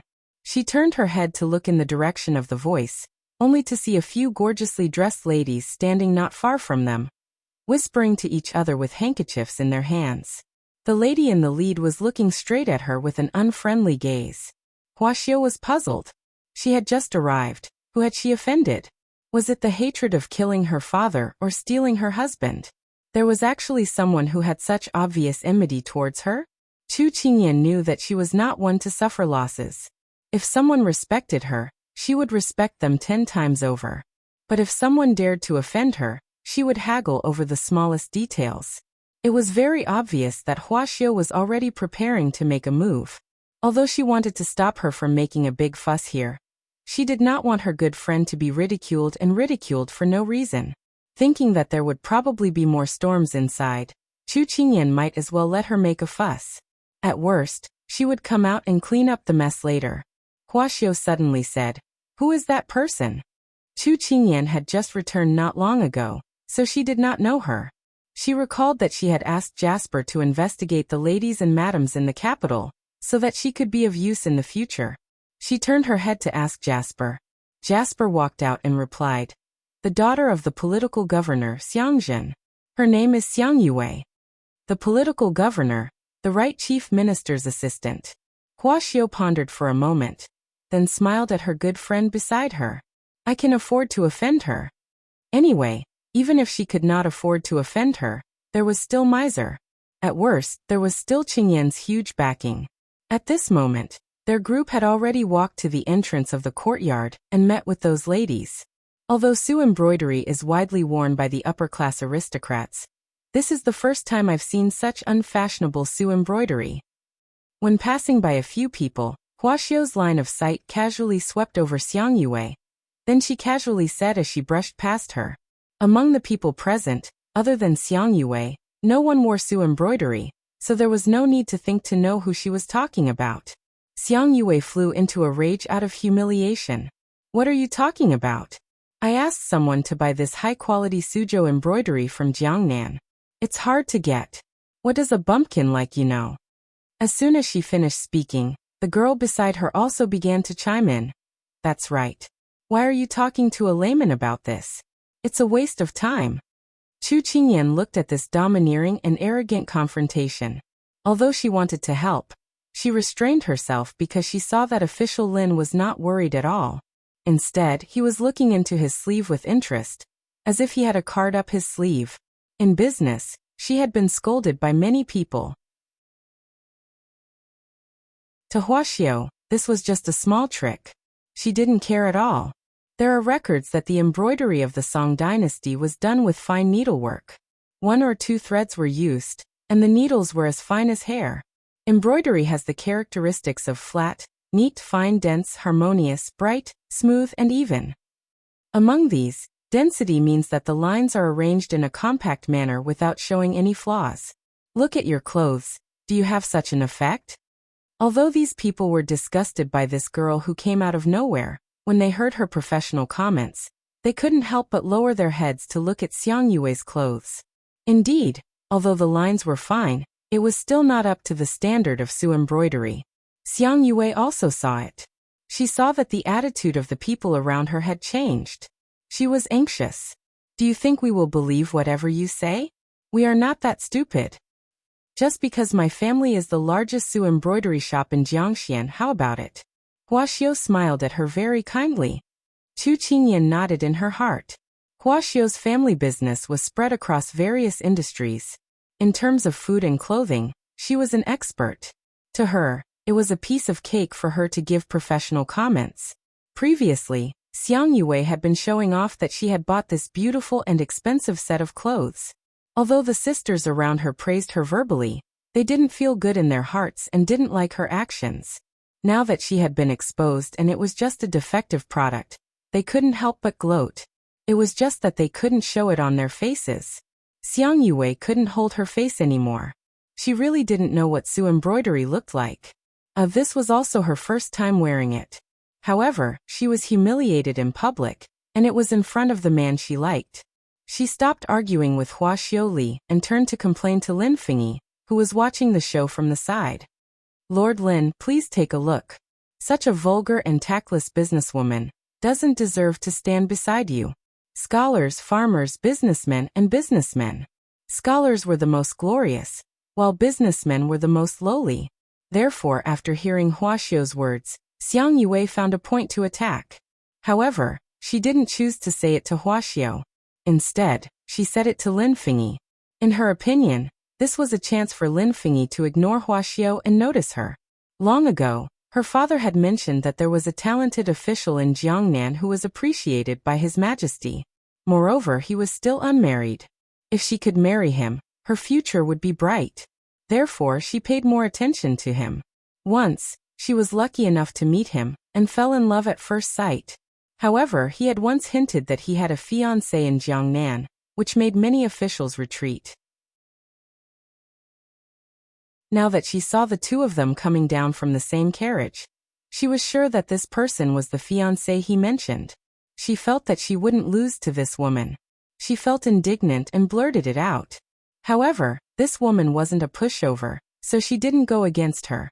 When Xiao heard this, she realized that the culprit who was implicated was the person beside her. She crossed her arms and looked coldly at Lin Fengyi. She wanted to see how this guy was going to clean up the battlefield. If he didn't do what she wanted, she would teach him a lesson. When everyone's eyes were focused on Lin Fengyi, they realized that he didn't even look at Xiang Yue. Instead, he said to Xiao, "It's our turn. Don't delay the time because of unimportant people and matters." Chu Qingyan, who was at the side, suppressed her laughter. She really wanted to give official Lin a thumbs up. This move was brilliant. After entering the garden, the smile on Xiao's face changed. She lifted her foot and stomped heavily on Lin Fengyi's foot. "I'm not done with you." As she spoke, she strode forward, completely ignoring him. Lin Fengyi's eyes twitched. It was really embarrassing to be watched by his good friend in public. However, chasing after his wife was more important. He immediately followed behind. This wasn't Jiangnan. He didn't dare to let her run around. It was unknown what official Lin said, but Xiao said, "Go home and prepare to kneel on needlework." Looking at the two figures, Chu Qingyan snickered. She tugged on the sleeve of the person beside her. "Big Ice Block, you were right. You're really good at fighting. I don't have anything to worry about." Xiaosu smiled. With such a valiant Xiao, he didn't have to worry about anyone coming back to bully his little fellow. This was also the reason why he allowed Xiao to participate in the poetry gathering. If he wasn't by her side, his little fellow wouldn't have to fight alone. "Eldest brother, Qingyan, wait for me." A familiar voice sounded from behind.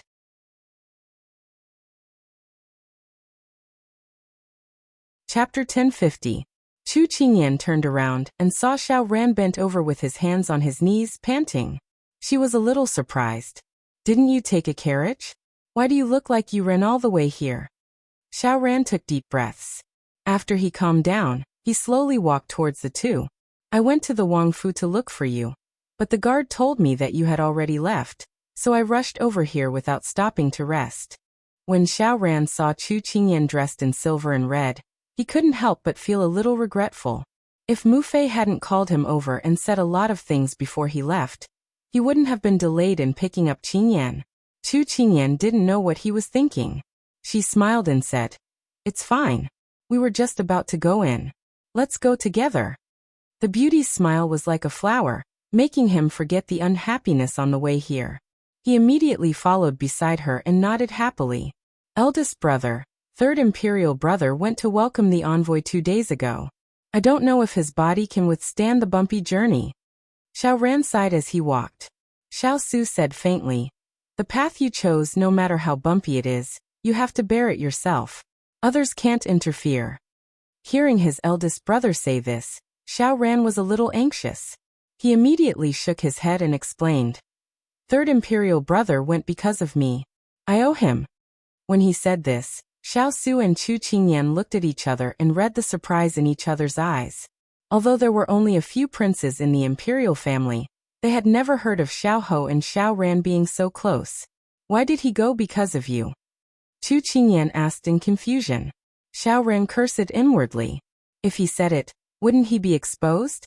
He rubbed his nose and said with an uncertain expression, "This is a secret between me and him. Don't ask." Although this topic was over, Xiao Su still paid attention to it in his heart. The few of them passed through the flowery corridor that was overflowing with the fragrance of flowers. The shade of the trees reduced the heat of the summer by a bit until they entered a few tall pavilions. The cold air hit them in the face. Chu Qingyan sighed in her heart. As expected of the princess, she was so generous that the entire courtyard was filled with ice cubes to cool down. Chu Qingyan's mind was focused on admiring the beautiful scenery in front of her. She didn't notice that the moment they entered, they had attracted the attention of most of the people present. Not long after they appeared, many people came to greet them. Most of them were young soldiers who had fought with them on the front line. Among them were Jean Xian and a few others. "General Princess, you're here." Then he glanced behind them and scratched his head. Huling and Turin didn't come. "Their identities are special, so they won't appear on certain occasions," Xiao Su replied. "That's right, they aren't the same as us." Feng Lu finally realized and nodded. On the other hand, Chu Qingyan looked at Jin Xian, who was standing beside her. Her gaze was fixed on Xining, who was standing beside her. Her usually calm face revealed a rare look of surprise. Xining was too embarrassed to look at him. She twisted her fingers and rubbed the back of her hand. Chu Qingyan snickered inside. This pair of immature lovers. Jin Xian, if you have time, come to the Wangfu for a walk. Don't be so busy. You've become much darker and thinner recently. Chu Qingyan's tone carried slight reproach and concern. At the same time, she created a bridge between the two to create a chance for them to meet. Jin Xian looked at Xining and immediately responded. At this time, Feng Lu asked, Lord, several of our brothers have also come. Do you want to go over and see? Hearing this, Xiao Su turned to look at the little fellow. There were all men over there. If she went over, he was afraid it would be inconvenient for her. It's fine, go do your work, Chu Qingyan said very reasonably. At this time, Xiao Ran volunteered. Eldest brother, don't worry and go. I'll be here for Qingyan. I can introduce some new friends to her. Xiao Su thought that the main purpose of coming out this time was for her to meet people. So he said a few words to him, and then handed the little fellow to him. He left with Feng Lu and Jin Xian. When Jin Xian left, Xining finally dared to look at him. At this time, a hand suddenly appeared in front of her. Xining stilled. Looking at the newcomer, she couldn't help but say angrily, Young Master Hua, what are you doing? Bringing you back to your senses. Xiao popped out of nowhere and looked at her with a smile. Then she suddenly leaned close to her ear. Oh right, when I was wandering around just now, I found many women looking at your family's Jin Xian. You have to keep an eye on him. Don't let him be eaten by the wolves, tigers, and leopards here. Xining blushed, but she was stupid and couldn't win against her. She could only ask her master for help. Chu Qingyan watched the two's conversation from the side. Seeing this, she didn't help. Instead, she stood on Xiao's side and said, Xining, this is the reason why I brought you in. Don't let our good intentions down. Xining wanted to cry, but had no tears. Even her master was bullying her. Woo! At this time, Xiao Ran noticed Xiao and asked curiously, This is? Only then did Chu Qingyan remember that she forgot to introduce the two. Xiao Ran, the current fourth prince. This is my good friend, Xiao. In front of unfamiliar people, Xiao restrained her temper and politely greeted Xiao Ran. Since it's still early, I'll take you for a walk. I often come to Aunt Huayu's courtyard, so I'm very familiar with it.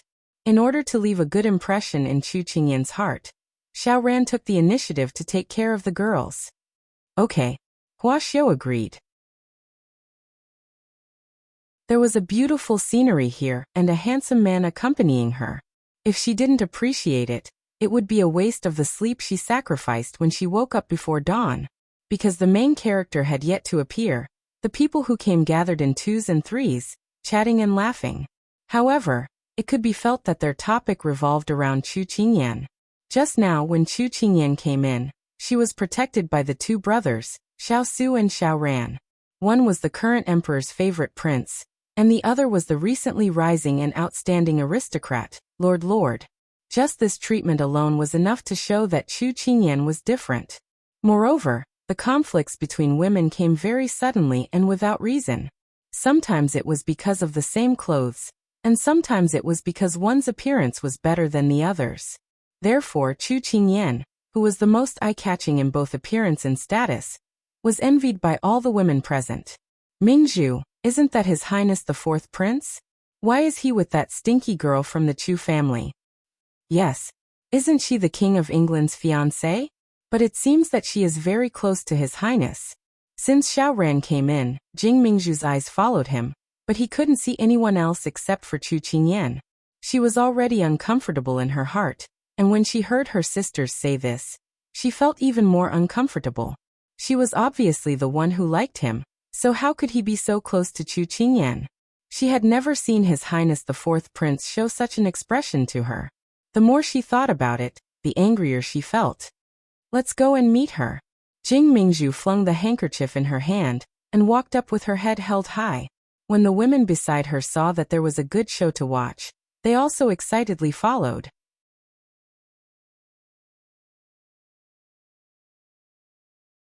Chapter 1051. Chu Qingyan and the others were strolling around the garden under Xiao Ran's lead. Suddenly, a group of women with unkind expressions walked towards them. Chu Qingyan felt the other party's gaze on her, and couldn't help but look up. She saw that the woman in the lead looked a bit familiar. Thinking back, wasn't she the woman who played chess with her at the palace banquet that night? She was called something like Mingzhu. Hua Xiuli thought that these people were here for her, because she had received a lot of eye rolls for no reason today. She couldn't help but walk forward, but after taking a few steps, she was stopped by the people beside her. "They're here for me," Chu Qingyan whispered. Hua Xiuli stopped in her tracks and then stood next to her, imperceptibly increasing her aura. Xiao Ran also saw these people, but he didn't feel the strange atmosphere. He was planning to take Qingyan to the other side. Today's poetry gathering was an excuse, but it was to cultivate their relationship. He had to confirm whether Qingyan had feelings for him before he could propose to cancel the engagement. However, these people blocked their path. "Your Highness, Fourth Prince Miss Chu." Jing Mingzhu and the woman beside her saluted them. Xiao Ren wasn't in the mood to exchange pleasantries with them. He smiled slightly. "Miss Jing and the other ladies are too polite. You're also here to participate in the poetry gathering, so do your best. Then this prince will disturb your fun." After saying that, Xiao Ran took Chu Qingyan to another path, but unexpectedly, the path was blocked by these people. Xiao Ran frowned slightly. Jing Mingzhu didn't feel this way just now that she found that Xiao Ran didn't even look at her. How could she report to her father and mother when she returned? Moreover, her self-esteem had suffered a heavy blow. "Your Highness, Miss Chu and I hit it off at the palace banquet. Although I lost to her in chess, I'm sincerely convinced. Right now, I want to compare notes on poetry with her. Is it convenient?" Jing Mingzhu believed that her literary talent was second to none in the capital. This was also the reason why she dared to come out and compete with Chu Qingyan. If Xiao Ran could see his brilliance, maybe he would keep his eyes on him and take the opportunity to humiliate Chu Qingyan. When Chu Qingyan heard this, the corner of her mouth twitched. Why did these girls from the capital like to use competitions to show off their talents? Couldn't they just sit down and have a good chat? She regretted coming to this poetry gathering. "Miss Jing, in terms of poetry, Qingyan is not talented, so I won't embarrass myself," she replied calmly. "It can't be?" Mingzhu had already humbly asked for guidance. "How could you say that? Is it because you can't compare? Or do you think we're not worthy of being your opponent?" One of the girls said with a sharp tongue, as if Chu Qingyan was looking down on them. With this raised tone, it attracted quite a few people's attention. They looked at Chu Qingyan's group with strange gazes, as if they were blaming and complaining. Hua Xiu gave a cold snort. "Don't you understand human language?" Qingyan had made it very clear that she felt that this young Mistress Jing was more capable than her, so she rejected her. Why did it sound like she was looking down on you all? Hey, this is not the right way to slander someone. If you want to bully someone, then do it openly. Don't try to put up a front. With Hua Xiu's personality, it was impossible for her to let others bully her friends. The girls in the capital were used to being reserved. Even if they didn't get along well, they were polite on the surface. They had never seen a girl who hit the nail on the head and was so fierce. Jing Mingzhu and the others felt as if they had been slapped in the face in public. However, due to etiquette, they didn't know how to refute, and could only stand there with their faces flushed red. When Xiao Ran saw this, he understood their tricks and was unhappy. They actually dared to slander Qingyan in front of him. It was simply too infuriating. "Miss Jing, since Qingyan has already said that she doesn't want to exchange pointers, don't force her. We still have to go somewhere else. Excuse us." Xiao Ran's tone was stiff and not polite at all. This made the girls' faces turn pale. They knew that he was angry and didn't dare to provoke him.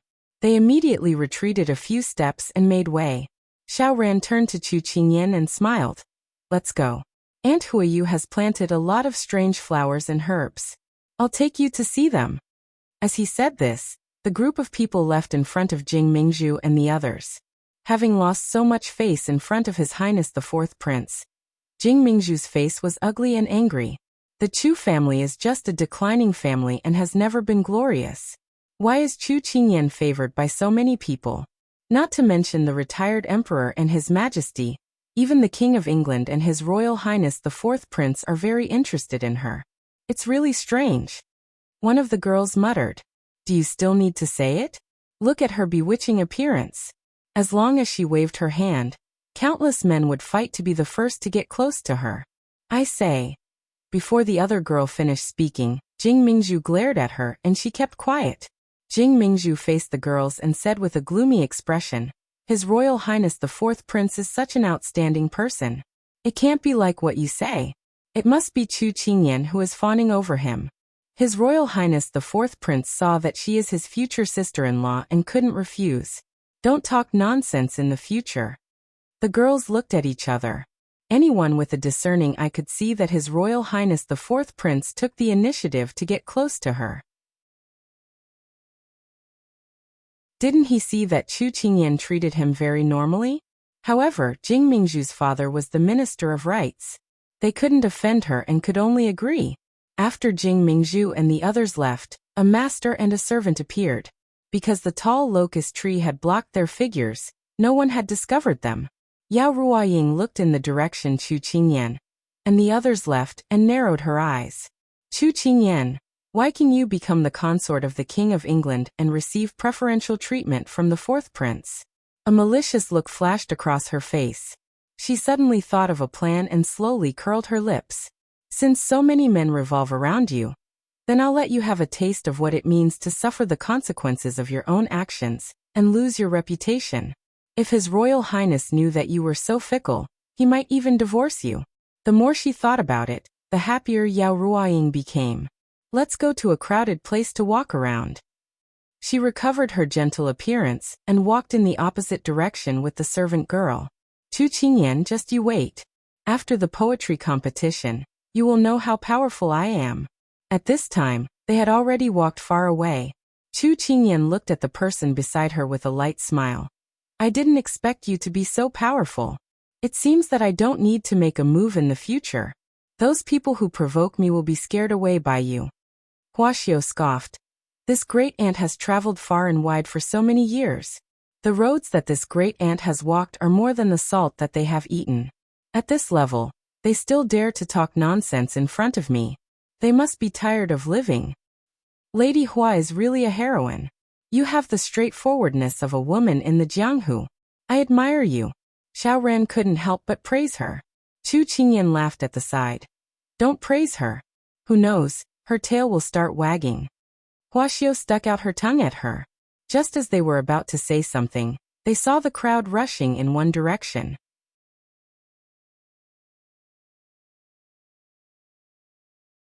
Chapter 1052. Chu Qingyan saw a group of people escorting a gorgeously dressed woman from a distance. She thought that Princess Huiyu had arrived, which meant that the Lotus Poetry Festival was about to begin. So they followed the crowd and slowly walked over. Qingyan, your seats are here. I'll be over there. If there's anything, you can look for me. Because men and women had different seats, they sat separately. Xiao Ran led them to their seats and whispered to them. Chu Qingyan nodded and told him not to worry. Then, she walked to the women's seats with Huali and the others. Xiao Ran looked at the direction Chu Qingyan left in a daze. After a while he withdrew his gaze and walked to the other side. Xiao Ran and Chu Qingyan were the focus of the crowd. Xiao Ran's action fell into the eyes of many people. Even Princess Huiyu couldn't help but pay attention to it. Who's the woman who came with Ranner? Why does she look so unfamiliar? Princess Huiyu asked casually after sitting down at the head seat. As soon as she said this, many people around her scrambled to answer. That's Qingyan of the Chu family, who caused a sensation at the palace banquet. She's also His Royal Highness' fiancée. A young woman from an official's family replied with a smile. So it's her. She's quite beautiful. Princess Huiyu's tone was light. Others couldn't tell whether she was praising Chu Qingyan or not, so they didn't say anything. At this time, Chu Qingyan and Huali had already arrived at the women's seats. However, they didn't know most of the people there, so it was a bit difficult for them to choose their seats. Suddenly, someone called out to them. Miss Chu, there's a seat here. Chu Qingyan heard the voice and looked over. It was a woman with a pretty face and a shy smile, but she was unfamiliar to her. However, she looked familiar. Chu Qingyan smiled at her and nodded. Then she led a group of people over. It was said that Princess Huiyu had never set seats based on seniority. Most of the seats were chosen by the participants themselves. The seats were all small tables, and each table was only big enough for 4 people. Each person occupied one side of the table. Chu Qingyan's table was already occupied by 2 people. And with her and Xiao Li, it was just enough to fill the table. After she sat down, Chu Qingyan thanked the person who invited her. Many thanks. The shy woman hurriedly said. You're welcome. We're also short of 2 people. You came at the right time. Because Chu Qingyan happened to be face to face with her, she took in all of her expressions. She looked like a gentle woman, so she couldn't help but smile kindly at her. Miss Chu, you're really beautiful. Looking at you up close, I've never seen a woman more beautiful than you. At this time, the girl next to the woman restrained her temper and waited for them to finish their greetings before immediately interrupting. After speaking, the shy woman next to her gently pulled her sleeve. Only then did she realize that she was a little rude, so she hurriedly introduced herself. Sorry, I'm Yu Tianyue. You can call me Tianyu. This is my good friend, Qilingyi. Chu Qingyan and Hua Xiaoli looked at each other. They felt that this little girl was quite cute. Chu Qingyan nodded and smiled. Nice to meet you. I'm Chu Qingyan, and she's Hua Xiaoli. We're about the same age, so you can call us by our names. Sister Qingyan, Sister Xiaoli. Yu Tianyue and Qilingyi both nodded. Hua Xiaoli couldn't help but look at her good friend next to her. In fact, Chu Qingyan should be the youngest of the 4, but she was called the elder sister. How funny. Chu Qingyan shrugged to express her helplessness. Who asked you to have such a strong aura? Hua Xiaoli winked and sat down. Sister Qingyan, I heard that you've been in Lian City for a few years. Can you tell us what it's like there? What's the difference between it and the capital? Yu Tianyue saw that Chu Qingyan didn't put on any airs and was very easy to talk to. She immediately opened her mouth and asked nonstop. Chu Qingyan thought that the 2 girls in front of her were curious babies who didn't know much about the world. She thought that it was quite boring right now, so she could chat with these 2 girls to pass the time and learn about the current situation in the capital. Although it was Yu Tianyue who was asking long-winded questions, Qilingyi, who was sitting quietly at the side, listened very seriously to Chu Qingyan's explanation. This was about His Royal Highness's past. The legends she had heard about him before were somewhat untrue. Now that she learned about it from the people close to him, it was as if she was participating in his life. Listening to these people and things related to him, she felt that her heart was full of joy. But in the end, Hua Xiaoli joined the conversation. She was experienced and knowledgeable, and the things she was involved in were things that women in the boudoir didn't know. Soon she attracted everyone's attention. Taking this opportunity, Chu Qingyan left and sat at the side. She listened to Hua Xiaoli talk about the capital's matters while observing the surroundings.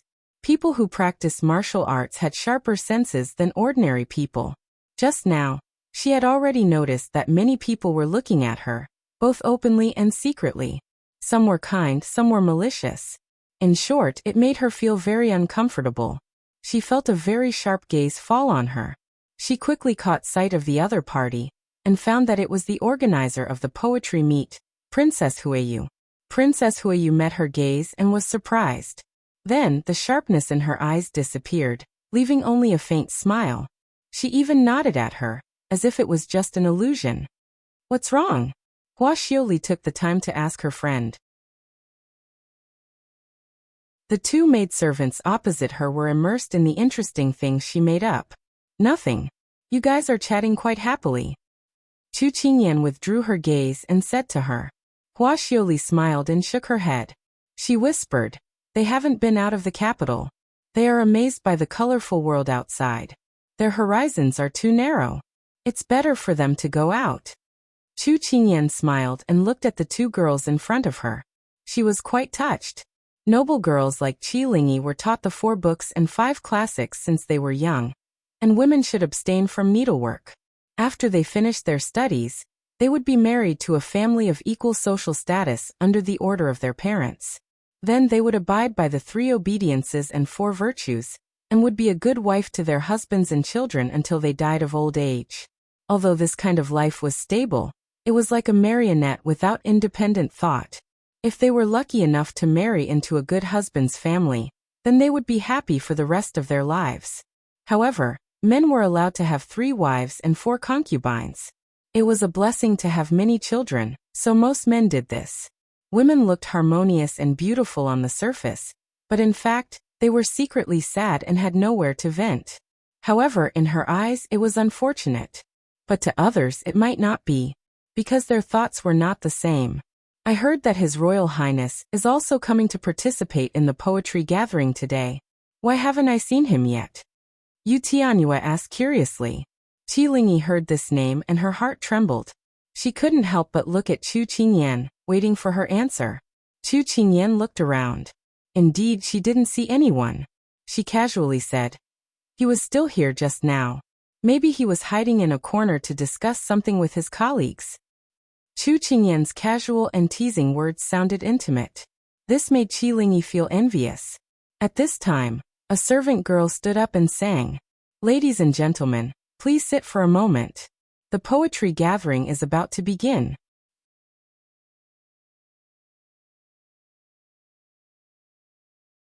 Chapter 1053.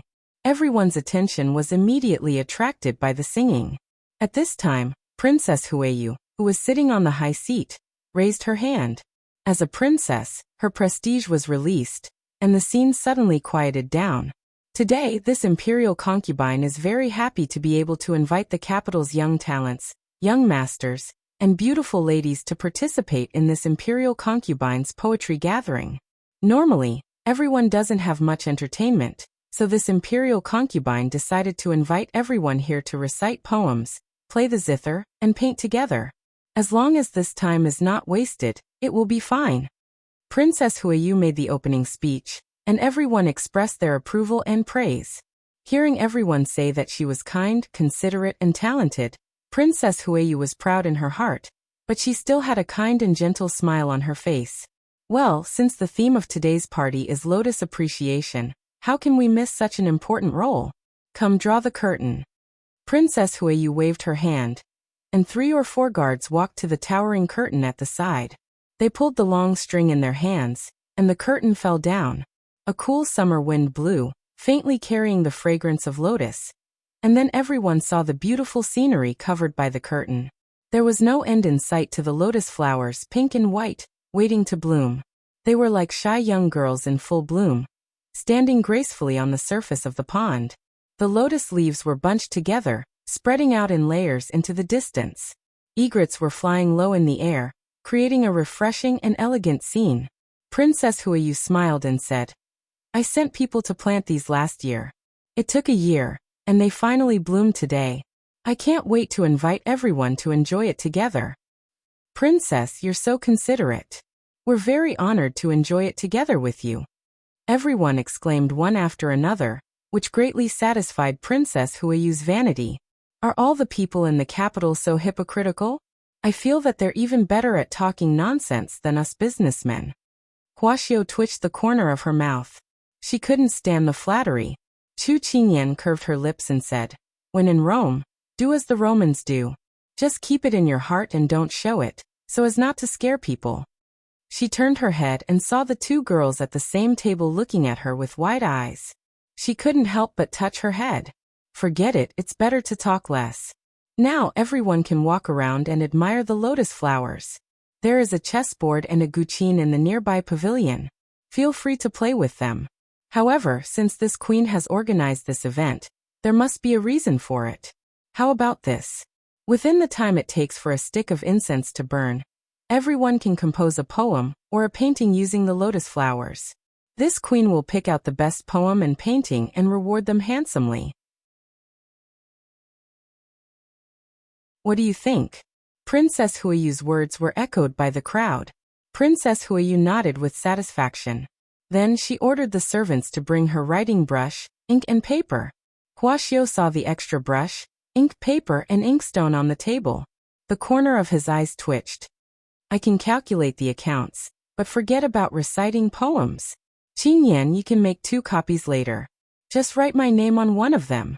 Chu Qingyan raised her eyebrows and smiled. Benefits? How about I treat you to the most famous place in the capital to eat delicious food? Huaxiao probed. Who do you think can make better food than the people in my residence? Chu Qingyan shook her head. Huaxiao felt that it made sense. Then what do you want? I haven't thought about it yet, so I'll owe you for now. Chu Qingyan nodded and replied. Huaxiao nodded without hesitation.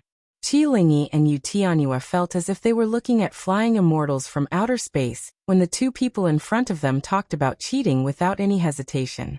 They obviously felt that it was inappropriate, but the 2 of them said it so naturally that they couldn't refute or dissuade them. At this time, a figure appeared at the edge of the rockery not far away. His eyes swept across the scene and locked onto the person he was looking for. He avoided everyone's gaze and slowly walked over. Chu Qingyan turned her head and saw the person coming. Before the person arrived, a smile already appeared on his face.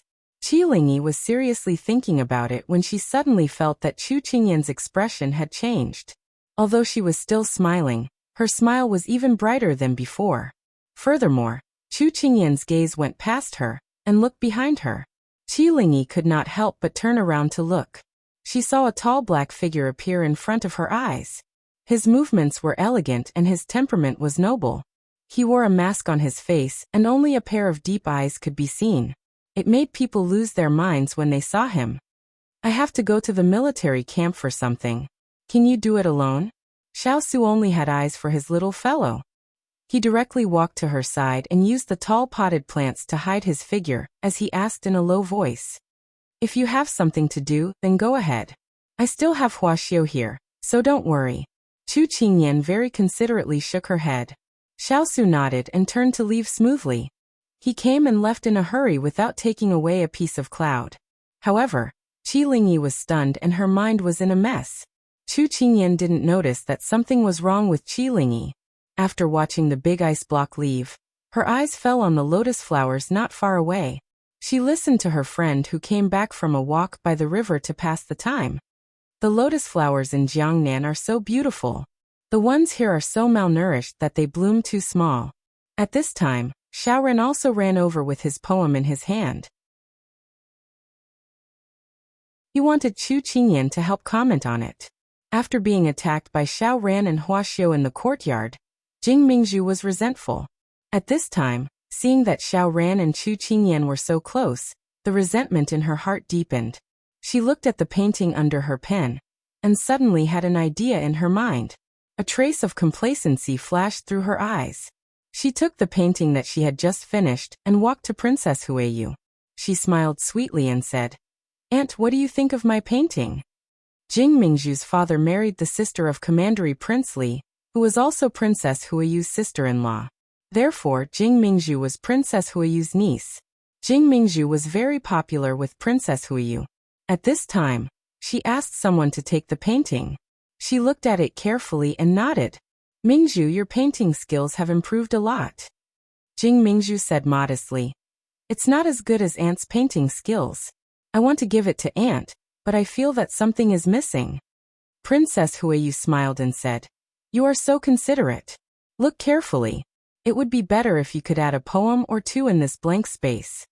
Jing Mingzhu approached Princess Huiyu and said coquettishly, "Aunt, you have a good eye. But Mingzhu wants to make another painting to participate in the competition. I can't think of any beautiful poem in my mind. Can I ask someone to add a poem or 2? You little girl, are you trying to present a gift to Buddha with borrowed flowers?" Princess Huiyu was amused. "Tell me, who do you want to add a poem?" She knew that this little girl wanted to scheme against someone, but she chose to side with her relatives instead of reason. "Mingzhu lost to Miss Chu in chess, so I want to take this opportunity to ask her for advice on her poem." Jing Mingzhu blinked. Princess Huiyu couldn't help but think of the dazzling woman just now. Her smile faded a little. "Aunt allows it."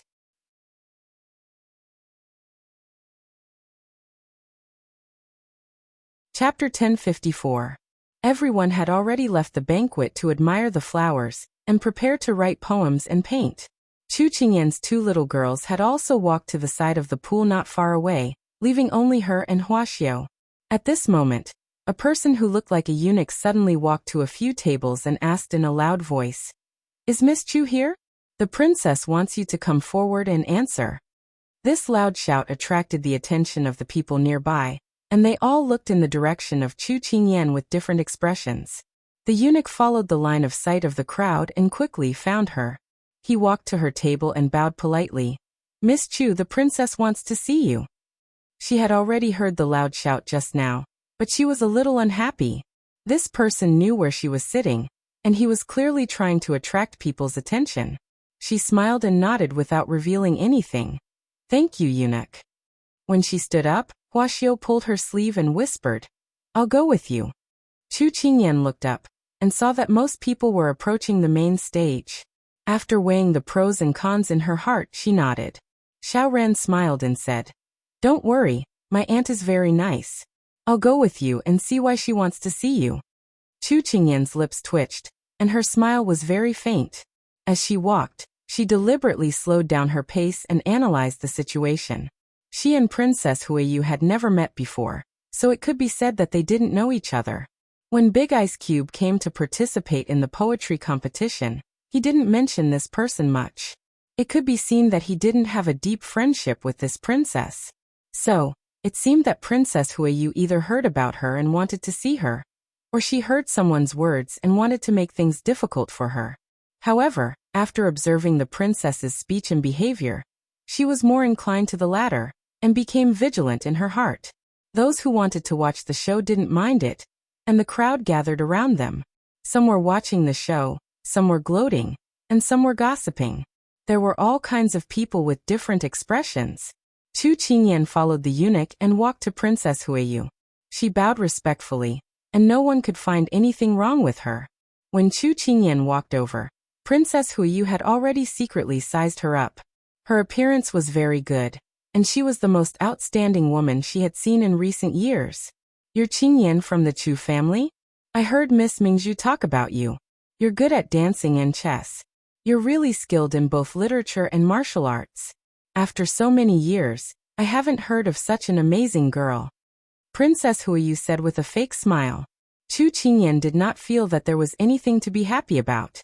Instead, she felt even more pressured by the gazes of the people around her. "Princess, you praise me too much." Qingyan was only lucky to win against Miss Mingzhu. Qingyan is far inferior to you. You are the one who is truly proficient in both the pen and the sword. The reason why Princess Huiyu had a high status in Sichuan was mainly because she was praised by the Empress Dowager. She was good at riding and shooting, and she was talented in both literature and martial arts. Therefore, the Sichuan Emperor also had a whole new level of respect for her. Chu Qingyan took the opportunity to praise her. Princess Huiyu might have heard this kind of praise too many times, but she just smiled and was indifferent. "You haven't been in the capital these years. Are you used to it now that you're back?" Princess Huiyu asked. "Thank you for your concern, Princess. Qingyan is doing well," she answered obediently. "Aunt, don't worry. Qingyan is very adaptable, and your nephew will also help her." Xiao couldn't see the undercurrent between them, so he interrupted with a smile. Xiao came out to speak for Chu Qingyan, which made Princess Huiyu look at him a few more times. At this time, Jing Mingzhu stepped forward and hugged her aunt. She said coquettishly, "Aunt, didn't you ask Miss Chu to write a poem?" Princess Huiyu seemed to have just remembered. She patted her forehead and said self-deprecatingly, "I'm getting old and my memory is getting worse. I forgot such an important thing." As she spoke, she turned to Chu Qingyan and said, "Qingyan, Mississippi Mingzhu drew a painting. It's very good, but it's a pity that it's missing something. Mississippi Mingzhu said that you're as talented as her, so she wants you to write a poem or two for this painting. What do you think?" It turned out that she was waiting for her here. Writing a poem was a lie. She wanted her to make a fool of herself. Chu Qingyan raised her eyebrows slightly. Seeing this, Xiao frowned in dissatisfaction. However, in this kind of situation, she had no status in front of the nobles in the capital. If she stood out, She would only make Qingyan look bad. Therefore, she could only suppress her anger. At this time, the painting had been unfolded in front of everyone. Qingyan couldn't refuse it in time. It would only show that she was petty and didn't have any real talent. Xiao looked at the painting seriously. Sure enough, it's missing something. It's a good idea to write a poem. Qingyan, give it a try. It's okay if you can't write a poem. In the face of Xiaoran's encouragement, Qingyan smiled. Then she turned to Princess Huiyu and said, Qingyan, give it a try. Okay. As the fiancé of the King of England, you must have something extraordinary. Then I'll give you half a cup of tea's time. If you write a poem well, I'll give you a reward. Princess Huiyu said with a faint smile. Half a cup of tea's time? Everyone looked at each other. Qi Lingyi and Yu Tianyue, who were by the river just now, also rushed over. When they heard the time, they couldn't help but be surprised. Even a talented scholar couldn't think of a poem and write it in such a short time. They couldn't help but worry for Qingyan. When Jing Mingzhu heard this, she felt that her aunt's trick was really clever. She couldn't help but want to see Qingyan make a fool of herself. The smile on Xiaoran's face stiffened. He couldn't help but say, Aunt, isn't the time given too short? Miss Chu hasn't spoken yet. What do you have to say? You're looking down on her too much. Princess Huiyu chuckled. As soon as these words came out, even if Qingyan had an opinion, she had to swallow it. Qingyan realized that Princess Huiyu's words had a hidden dagger. She sighed in her heart. This woman from the palace was really good at talking.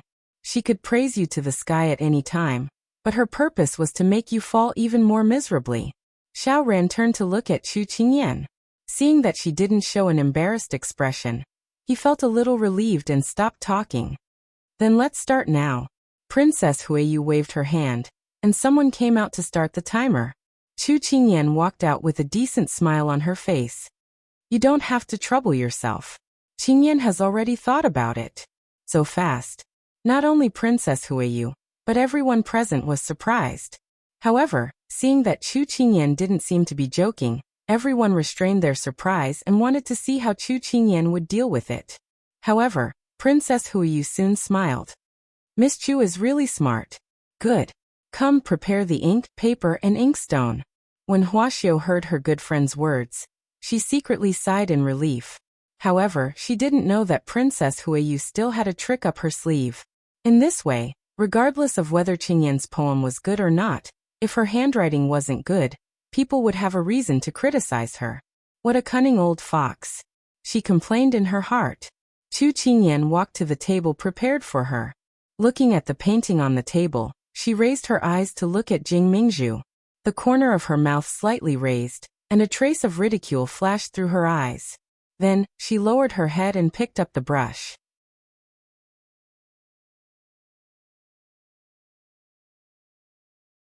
Chapter 1055. The look that flashed through Qingyan's eyes was too fast for Jing Mingzhu to catch it.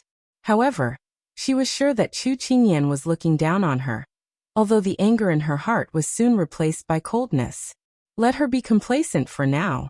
I'll teach her a lesson later. At this time, Qingyan's every move had become the focus of everyone's attention. They saw her holding the brush, dipping it in the ink, pondering for a moment, and then starting to write. Xiaoran stood beside her and stared at her side profile. Her jade-like neck was like a swan's, and her figure was elegant and serene. His heart unconsciously trembled for her again. He suddenly had a thought that even if he used his whole life to quietly look at her, he still wouldn't have enough time. Thinking of this, Xiaoran didn't dare to think further under the watchful eyes of everyone. Instead, he looked away and looked at the table. When he saw the words under her pen, Xiaoran was stunned. Then, a look of admiration appeared in his eyes. It was natural and smooth, and it was done in one go. Qingyan put down the brush, stood up, and bowed to Princess Huiyu. From the time she picked up the brush to the time she finished writing, it only took her a few steps. Everyone was surprised by her speed, but they were more curious about what she had written. If she had speed but no quality, she would only be a laughingstock. Princess Huiyu took the painting and glanced at it casually. In the end, she fixed her eyes on it. Why don't you ride the wind and soar to 90,000 miles? She recited in a somewhat amazed tone. Everyone present pricked up their ears, so this poem floated into everyone's ears like a breeze. Qi Lingyi and the others' eyes lit up. Even Jing Mingzhu had to admit that this poem was really well written. Feeling everyone's expectant eyes, Princess Huiyu asked the eunuch to unfold the paper and show it to everyone. At first, everyone was just amazed by the poem, but in the end, they even praised her handwriting. This poem is a good one, and the handwriting is also good. I once had the honor of seeing King Ying's handwriting. The strokes are clear, and the strokes are firm and firm. It's both thick and thin. It's neither obedient nor ruthless. It's neither dry nor smooth. It's very admirable. Miss Chu's handwriting seems to have inherited King Ying's legacy. When you raise your brush, you have King Ying's style. For a woman to have such good handwriting, it's really commendable. Among them was a civil official, Chu Qingyan. Chu Qingyan said modestly, "When I have nothing to do, I often copy your Highness's handwriting, so my handwriting more or less has your Highness's style. But Qingyan doesn't deserve your Highness's praise. I think that among everyone present, Qingyan can only be ranked in the middle." His words, which were neither arrogant nor impatient, immediately received the approval of many people. Xiao Ran felt that she was too modest, so he said with a smile, "Qingyan, your handwriting is really good. It's almost better than all the women present. The eldest brother must have taught you how to write. I'm envious. Don't be afraid of a godlike opponent, but be afraid of a pig-like teammate." On the side, Hua Xiuli patted his forehead with a helpless expression. Women's jealousy was extremely strong. Qingyan had worked hard to reduce the resistance of the women present, but he was good. With one sentence, she immediately returned to her original state. Even if you want to praise someone, you shouldn't praise them like this. At this time, Jing Mingzhu stood up, feeling indignant. Although Miss Chu's handwriting is not bad, this poem seems to have nothing to do with today's Lotus poetry recital. Her words gained the approval of many people, and they all pointed the spearhead at Chu Qingyan. Some rejoiced in her misfortune and wanted to watch a good show. There were also people in the left minister's faction who wanted to see how she would solve this predicament. Chu Qingyan didn't feel embarrassed. She stood up naturally and gracefully. Maybe Qingyan misunderstood. But just now, when the princess asked Qingyan to write the poem, she didn't say that the theme had to be lotus, so Qingyan wrote the poem according to the painting. Jing Mingzhu slightly pursed her lips. Although this answer is a bit far-fetched, I'll let it go for now. However, your poem has nothing to do with my lotus painting. When a painting is inscribed with a poem, it should be compatible with each other. But we can't seem to see that the painting and the poem are compatible. Miss Chu, do you have a better explanation for this problem? Everyone felt that the atmosphere was a bit tense, but they could see that there was something fishy going on. There were rumors that the Jing family wanted their daughter to marry into the imperial palace, and the husband was the fourth prince, Xiao Ran. Now, the fourth prince kept circling around Chu Qingyan, and didn't care about her at all. How could the arrogant Jing Mingzhu tolerate this? Therefore, she took the opportunity to cause trouble, and make Chu Qingyan feel embarrassed. Everyone was well aware of this, so they just stood on the sidelines and watched. They wanted to have something to talk about after dinner. Xiao Ran felt that Jing Mingzhu's words were too aggressive. He didn't like it. Qingyan wanted to speak up for her, but Hua Xiuli stopped him with a smile. "Your Highness, Qingyan will deal with it. It's better for you to stand on the sidelines and watch." Hua Xiuli only dared to say these words to prevent him from being a hindrance. Xiao Ran looked at Qingyan's indifferent expression and had no choice but to give up. At this time, Princess Huiyu was standing on the sidelines silently.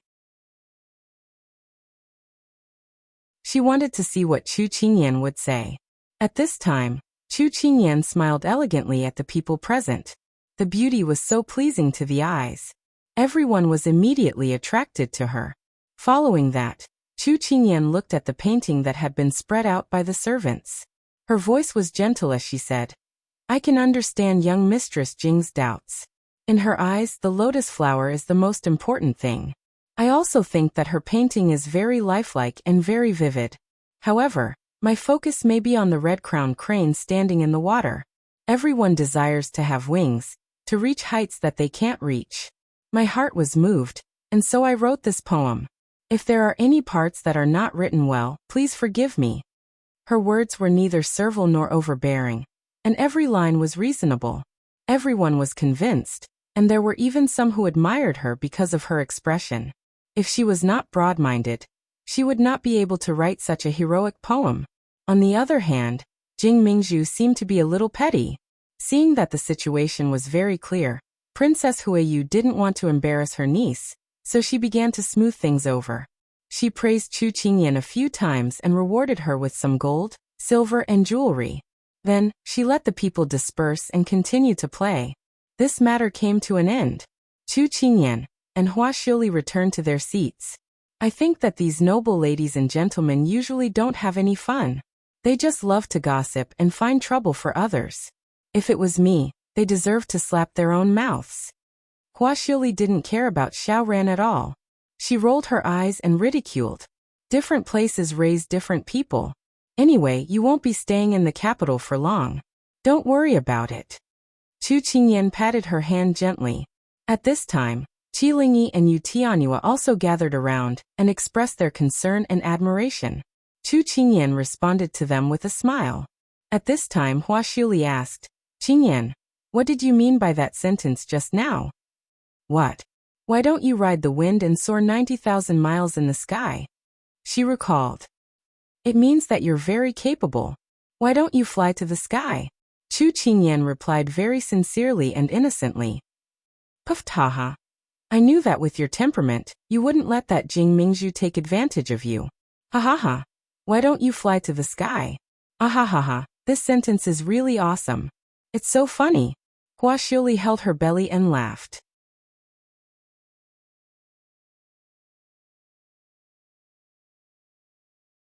Chapter 1056.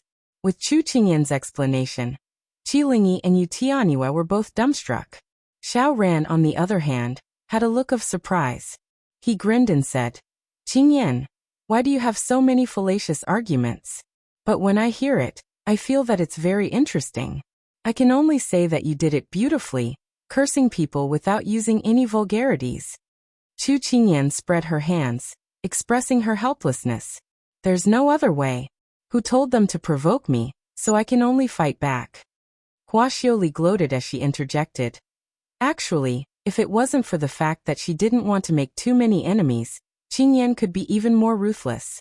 Some people just think that they're high and mighty and can't see themselves clearly. They don't have the strength to back it up, so they only know how to put on airs and bully others in secret. That's really enough. To be honest, others say that all businessmen are evil, but at least we businessmen will cheat on the surface. I, Hua Xiuli, can be considered an open and above-board person. Chu Qingyan giggled when she heard this. She raised her hand and poked Hua Xiuli's head. Why do you always have a way to turn the topic around to praising yourself? It seems that not only are you open and above-board, you also have a glib tongue. Esteemed Wang Fei, when doing business, you have to rely on your glib tongue to convince the other party and make them listen to you. You should understand this principle better than me. Wasn't I moved by someone's words in the past and now I'm working for you? Hua Xiuli had an innocent expression as she began to complain. These words made Chu Qingyan not know whether to laugh or cry. They all laughed together. Jing Mingzhu looked at their table from afar and smiled. Her heart was filled with grief and indignation. What she wanted to see was Chu Qingyan's cowardice, but what made her disappointed was that not only did this person not lose her composure, she even won everyone's appreciation. This was called trying to steal a chicken only to end up losing the rice used to lure it. However, she had no other choice at this time. She could only watch as Chu Qingyan left victoriously, the resentment in her heart difficult to vent. Mingzhu lass, endure for now so that you can counterattack better in the future. This consort sees that Chu Qingyan is in the limelight too much. Going too far is as bad as not going far enough. There will always be someone who will help you deal with her. Princess Huiyu saw that her niece was in a bad mood. After thinking for a while, she held her hand and comforted her with a smile. Auntie, is what you said true? Jing Mingzhu asked anxiously. Princess Huayu glared at her and said, "When did Auntie lie?" Princess Huayu shook her head and said with a smile as she looked at her niece who was behaving like a girl. Then, she thought of something and said in a serious tone, "Also, you silly girl, why are you looking at Chu Qingyan? She's already the King of England's fiancée, so she won't affect you. What you should be concerned about is the women around the fourth prince. Furthermore, the most important thing for you now is to make the fourth prince pay attention to you. You're really picking up sesame seeds and throwing away watermelons." As she said this, she raised her hand and poked her niece's forehead, feeling as if she expected better from her. Jing Mingzhu finally remembered this matter. At this time, she was embarrassed by her aunt's words. "Auntie, what are you talking about? Why can't Mingzhu understand a single word you said?" She knew that her niece was quick-witted and would understand. She just needed to make sure that she didn't overdo it. As for Chu Qingyan, she believed that, just like Xiao Su, she wouldn't have a good ending in the capital. As she thought of this, she slowly exhaled the turbid breath she had just breathed out. Time passed, and soon it was time for the evaluation. Chu Qingyan casually drew a painting and another one in her sleeve. Then she handed it in. The result was just as she expected. She performed at an average level and didn't attract too much attention. She was relieved. "Qingyan Jiejie, I realize that your drawing speed is very fast. Your drawing style is also very unique. Why?" Qilingyi thought about what words to use to describe it. Chu Qingyan finished her sentence. "What you want to say is, why is your drawing so mediocre?" Qilingyi pursed her lips and nodded. "Is the sun big today?" Chu Qingyan asked. Qilingyi didn't understand why she suddenly asked this question, but she still nodded honestly. "It's big." "Then is it dazzling?" Chu Qingyan continued to ask. Qilingyi nodded again. "That's right. No one appreciates a sun that's too dazzling. No one likes people who are too bright. So don't overdo it, and don't overdo it." Chu Qingyan tilted her head. Her expression was a bit mischievous. She didn't look like she was teaching others a lesson at all, but the twinkling smile in her eyes was so dazzling that people couldn't help but sink into it. Qilingyi looked at her smiling face in a daze. She admired her in her heart, but also felt a bit upset. "You still have time to chat." Wuxia popped out of nowhere and gave them a fright. She giggled. "I just heard a few servants say that a lot of good wine has been prepared for this poetry competition. It will be sent up later. I heard that it's this year's spring peach blossom wine. I have to try it. Otherwise, it'll be a waste of my time here. I know you like wine. I definitely won't fight with you over it later." Chu Qingyan said with a smile. "Oh right, wasn't Xiao Ran still here just now? Why can't I see him now?" Huaxiu laughed mischievously. "I just saw that Miss Jing circling around the fourth prince. I'm afraid she's entangled and can't get away now. I have a rumor. Do you want to hear it?" Yu Tianyue came over mysteriously. "Say it." "Even if we don't listen, you won't be able to hold it in and say it in the end." Huaxiu raised her eyebrows at her. Yu Tianyue puffed up her cheeks. How could this person hit the nail on the head? But she really couldn't help but keep a secret. She whispered, "I heard that Miss Jing might marry His Highness the Fourth Prince." "Ah." Huaxiu's expression was exaggerated. "No way.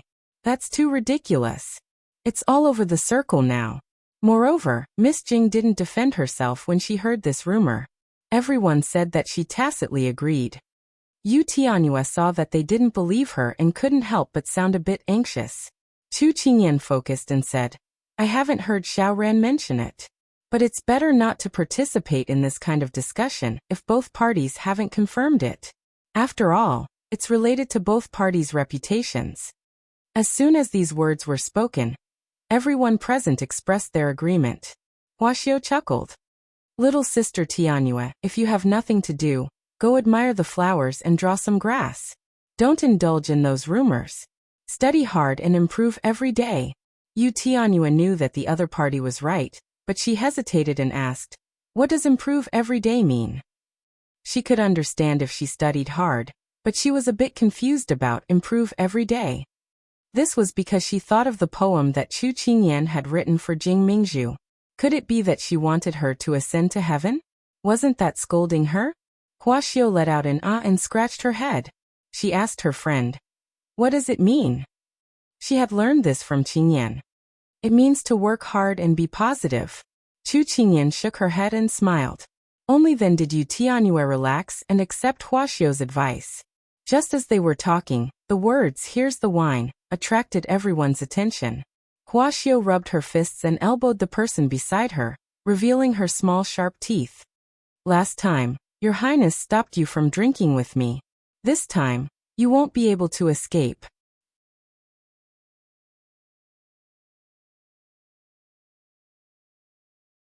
Chapter 1057. Drink wine? Chu Qingyan's first thought was that it was a good idea, but her conditioned reflex reminded her of Big Ice Cube's daily exhortations. Her heart was beating like a drum. Was this wine suitable for drinking? At this time Jasper, who was acting as an invisible person, suddenly spoke. "Young Master Hua, my master can't drink wine. You should drink it yourself." Before Hua Xiaoli could speak, Xining also advised. "Yes, His Highness doesn't allow my master to drink, especially outside. If she drinks, we will be scolded by His Highness when we go back." Hua Xiaoli glanced at her friend, who spread her hands helplessly. She couldn't help but curl her lips. It's not easy for the King of England to be gone, but you don't have the guts. What a disappointment. Chu Qingyan was amused. She stretched out a finger and shook it. "Provocation doesn't work on me. Don't waste your time." Hua Xiaoli glared at her, feeling that she valued her lover more than her friend, and ignored her in a fit of anger. At this time, the servants in charge of serving wine walked to everyone's table, put down a palm-sized pocket-white pot, and set down 4 wine glasses before leaving. "Everyone, try this peach blossom wine. The ingredients are all picked from this garden. The best winemaker in the capital helped to brew it. The wine is buried under the peach trees. It was just dug out today and hasn't been opened yet. It's very suitable for drinking and tasting at such a poetic moment." As soon as Princess Huiyu finished speaking, everyone who was eager to try immediately opened the lid. Suddenly, the air was filled with the intoxicating fragrance of peach blossoms. Just smelling it was enough to make people's pores open, and they couldn't wait to drink more. Everyone's face was filled with wine. Only Chu Qingyan's cup was filled with tea by Jasper.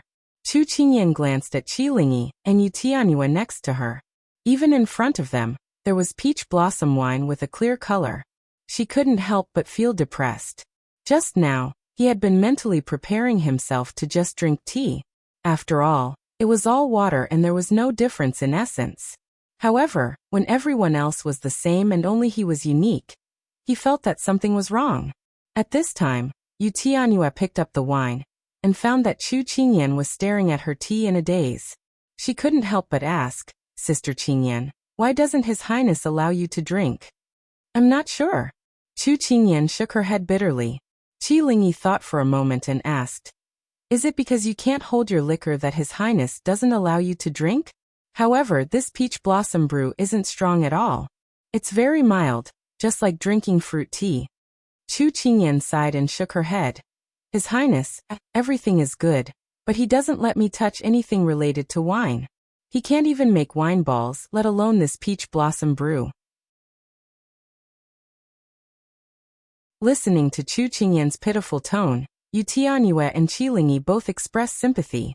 Yu Tianyue suddenly let out an ah sound, and then quickly said to the amazement of the people at the table, "I know why.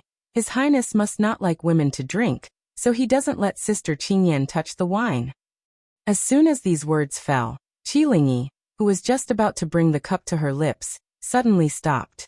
After a moment, she immediately put down the cup, as if this wine was a scourge, and she didn't touch it again. Maybe. The surrounding people all commented on this peach blossom wine, and the air was filled with the fragrance of the wine. Chu Qingyan was like a deflated ball, and her answer was also weak. On the side, Hua Xiao took a sip of the wine, and found that the taste was not bad. Out of the corner of her eye, she saw her friend's melancholy. Her eyes blinked, and then a cunning look flashed. At this time, her friend was chatting with Yu Tianyue, and Jasper was also chatting with Xining. Xiao immediately put down the sleeve that had slipped down to her wrist. Her long arm stretched out, and the long sleeve in front of her friend brushed past the cup in front of her. When she left, the cup was still in its original place. But if one looked carefully, they would find that in the blink of an eye, the peach blossom wine had been replaced with tea. Since childhood, she treated the casino as her home, and all kinds of games were nothing to her. Not to mention this kind of method. Xiao felt proud in her heart, thinking about how her friend would look when she drank it. However, she felt a gaze on her body.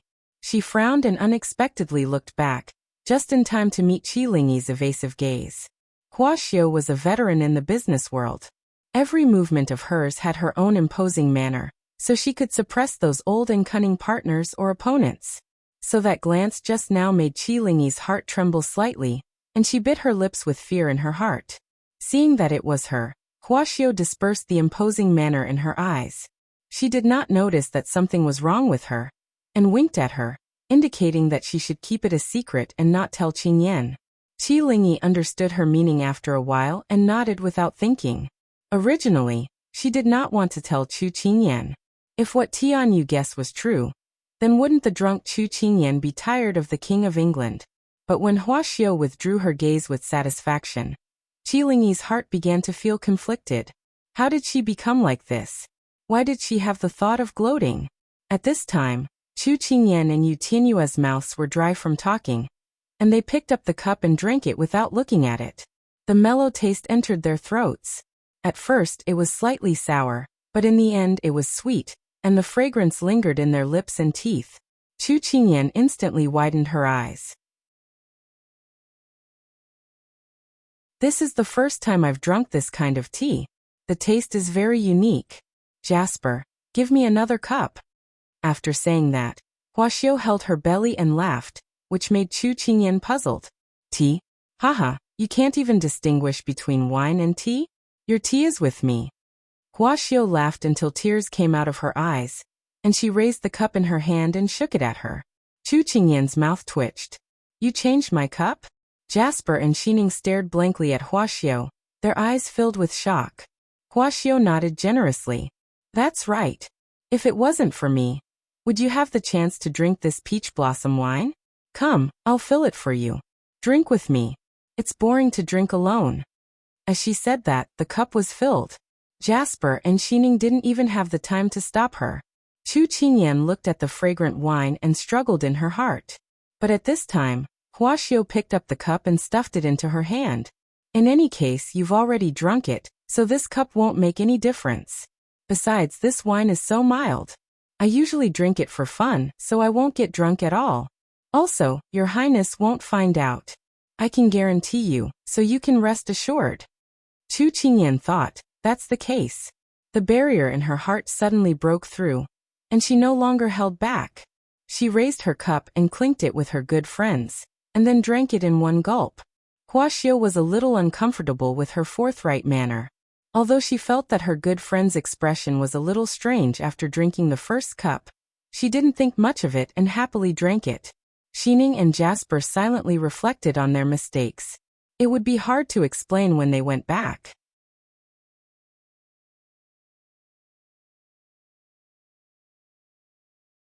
Chapter 1058.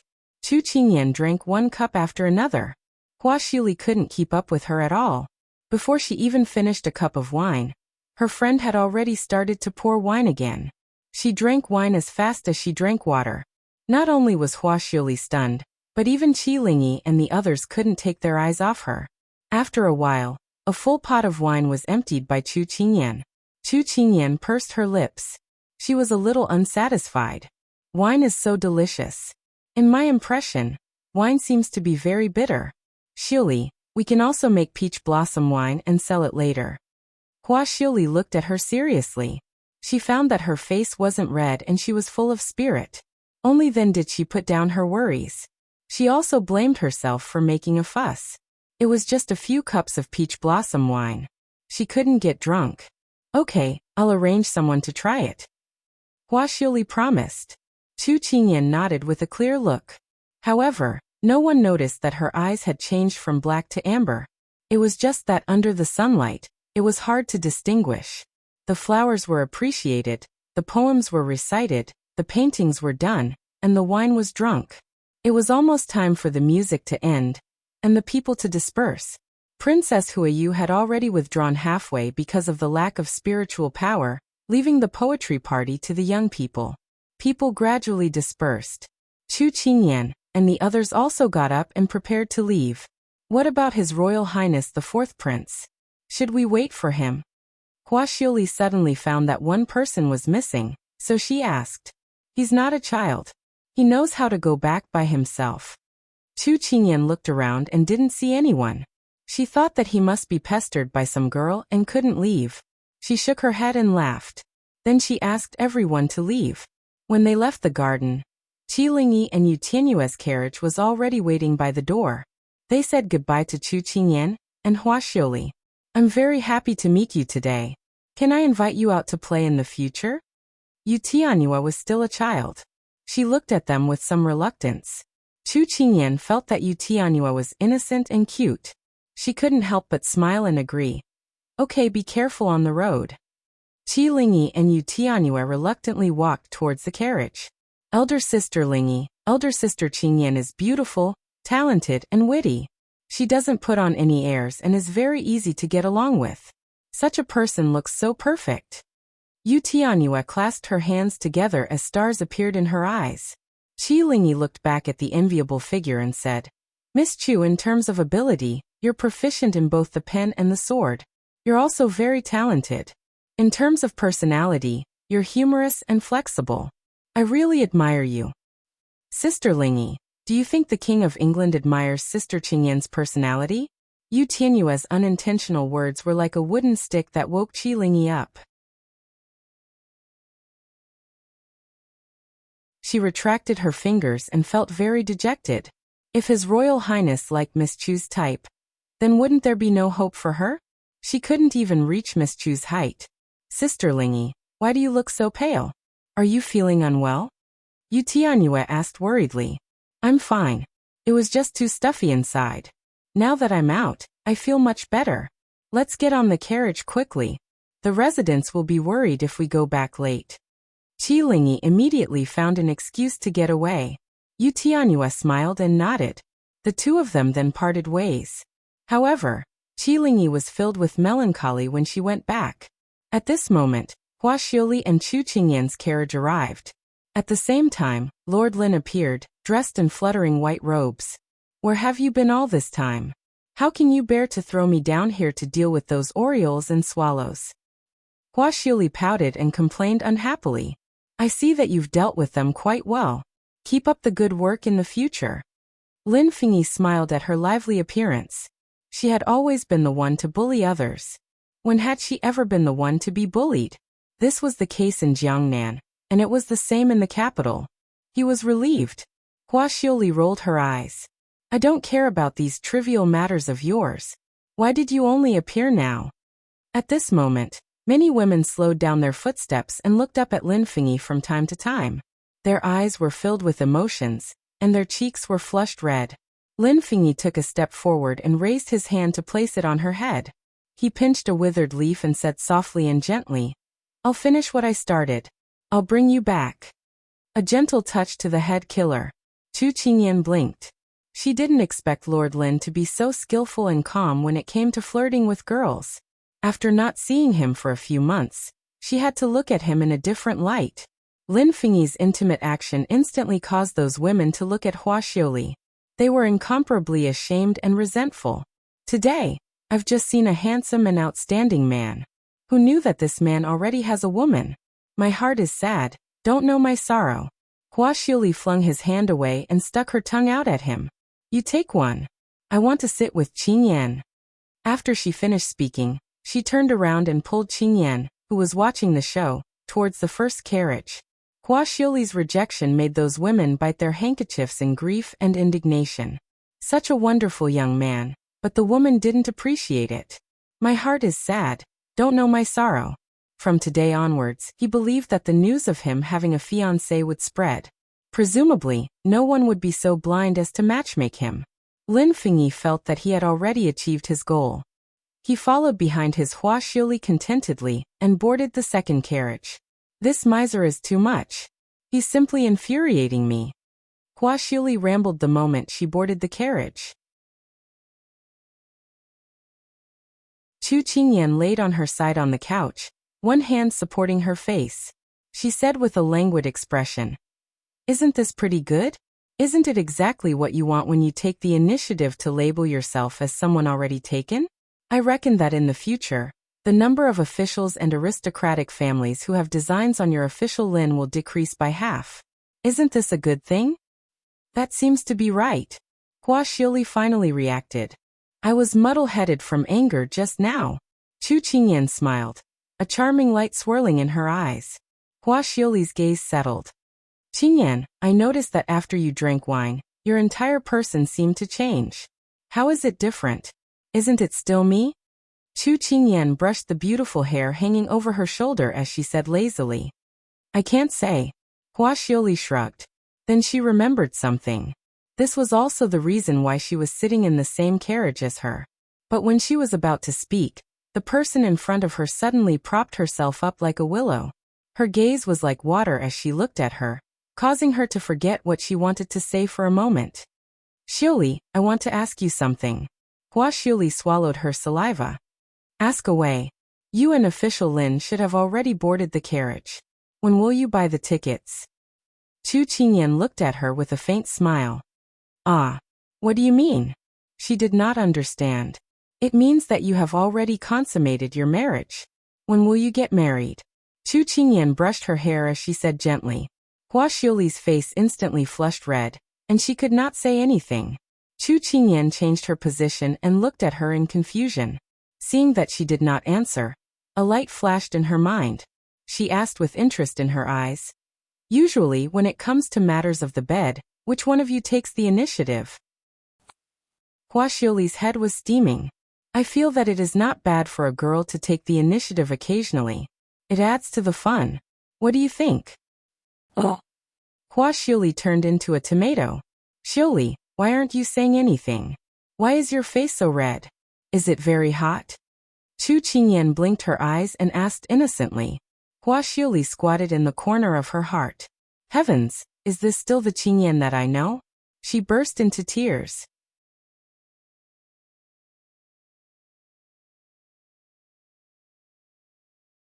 Chapter 1059.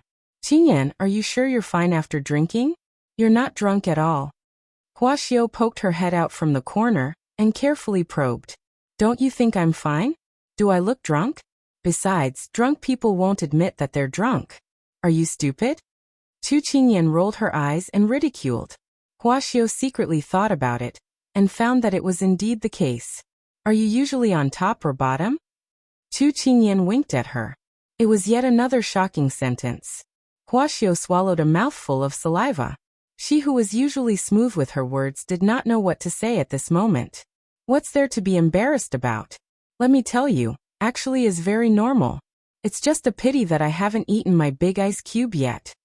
Chu Qingyan's tone seemed to carry some regret. These words completely caused Hua Xiuli to collapse. "Qingyan, ah, little ancestor, don't say any more. Are you sleepy? Do you want to close your eyes and sleep for a while?" Hua Xiao was already at a loss from her continuous shocking questions. At this moment, she regretted letting her good friend drink wine. It turned out that the drunk Qingyan was completely different from her usual self. It was as if she was a completely different person. Not only was she black-bellied, she also made people unable to resist her. No wonder the King of England did not let her touch wine. There was a reason for it. Her heart was filled with regret. Chu Qingyan waved her hand as if she saw through her thoughts. Her entire body softly leaned against the wall of the carriage, and her lips hooked up into a smile. "Xiao Xiao, don't be afraid. I won't eat you. I'm not afraid that you'll eat me. I'm afraid that I'll be killed by your highness' sword at the door.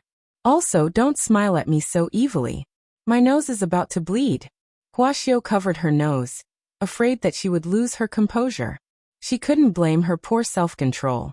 It was because the person in front of her was like a rose bewitching charm, like a fairy. Every frown and smile had a strong charm. What was even more hateful was that this person was completely unaware of her own charm. She thought that if she were a man, she probably wouldn't have been able to resist long ago. Chu Qingyan supported her chin with one hand. Her eyes were as clear as water as she smiled slightly. My big ice cube isn't that violent, but he might throw you into the Fuli mountain range to mine. The corners of Hua Xiaomei's eyes twitched. Just as he was about to say something, the carriage suddenly stopped. According to the schedule, they would not arrive at the prince's mansion so soon. Hua Xiaomei could not help but frown. Chu Qingyan also restrained some of her impudence, and said in a light tone, "What happened?" "Master, it's His Highness the Fourth Prince," Jasper replied from outside the curtain. As if to confirm Jasper's words, Xiao Ran's voice sounded. "Qingyan, it's me, Xiao Ran. When I returned to the courtyard earlier, you had already left. Didn't I immediately rush over here?" A slightly panting voice sounded. Chu Qingyan wanted to lift the curtain and say a few words to him, but before she could say anything, Hua Xiao grabbed her wrist and stopped her. She turned her head and said to the outside of the carriage, "Many thanks for Fourth Prince's concern. Qingyan and I are already preparing to return home. If there's anything, we can talk about it next time." When Xiao Ran heard Hua Xiaomei's voice, he couldn't help but smile. "I don't have anything to do. I just want to know how the poetry competition went. But this isn't a good place to talk. I'll send you back first." After saying that, they heard the sound of horse hooves moving forward. Hua Xiaomei raised her eyebrows. The main character hadn't agreed yet, and this person was acting on his own? She turned back to look at her good friend. At this moment, her good friend was leaning against the wall of the carriage and looking at her with a smile. "You're still smiling? You're drunk, and Xiao Ran still wants to follow you back to the residence to chat with you. Aren't you afraid that something will happen?" Hua Xiaomei automatically ignored those soul-sucking eyes. She was vexed. How could anyone see Qingyan like this? She was like a living, moving, fragrant flower that attracted bees, and butterflies. How could she be at ease? "It's fine. I'll just find an excuse to send him away. There's nothing to be afraid of." Chu Qingyan tilted her head. She wondered if the big ice cube had returned.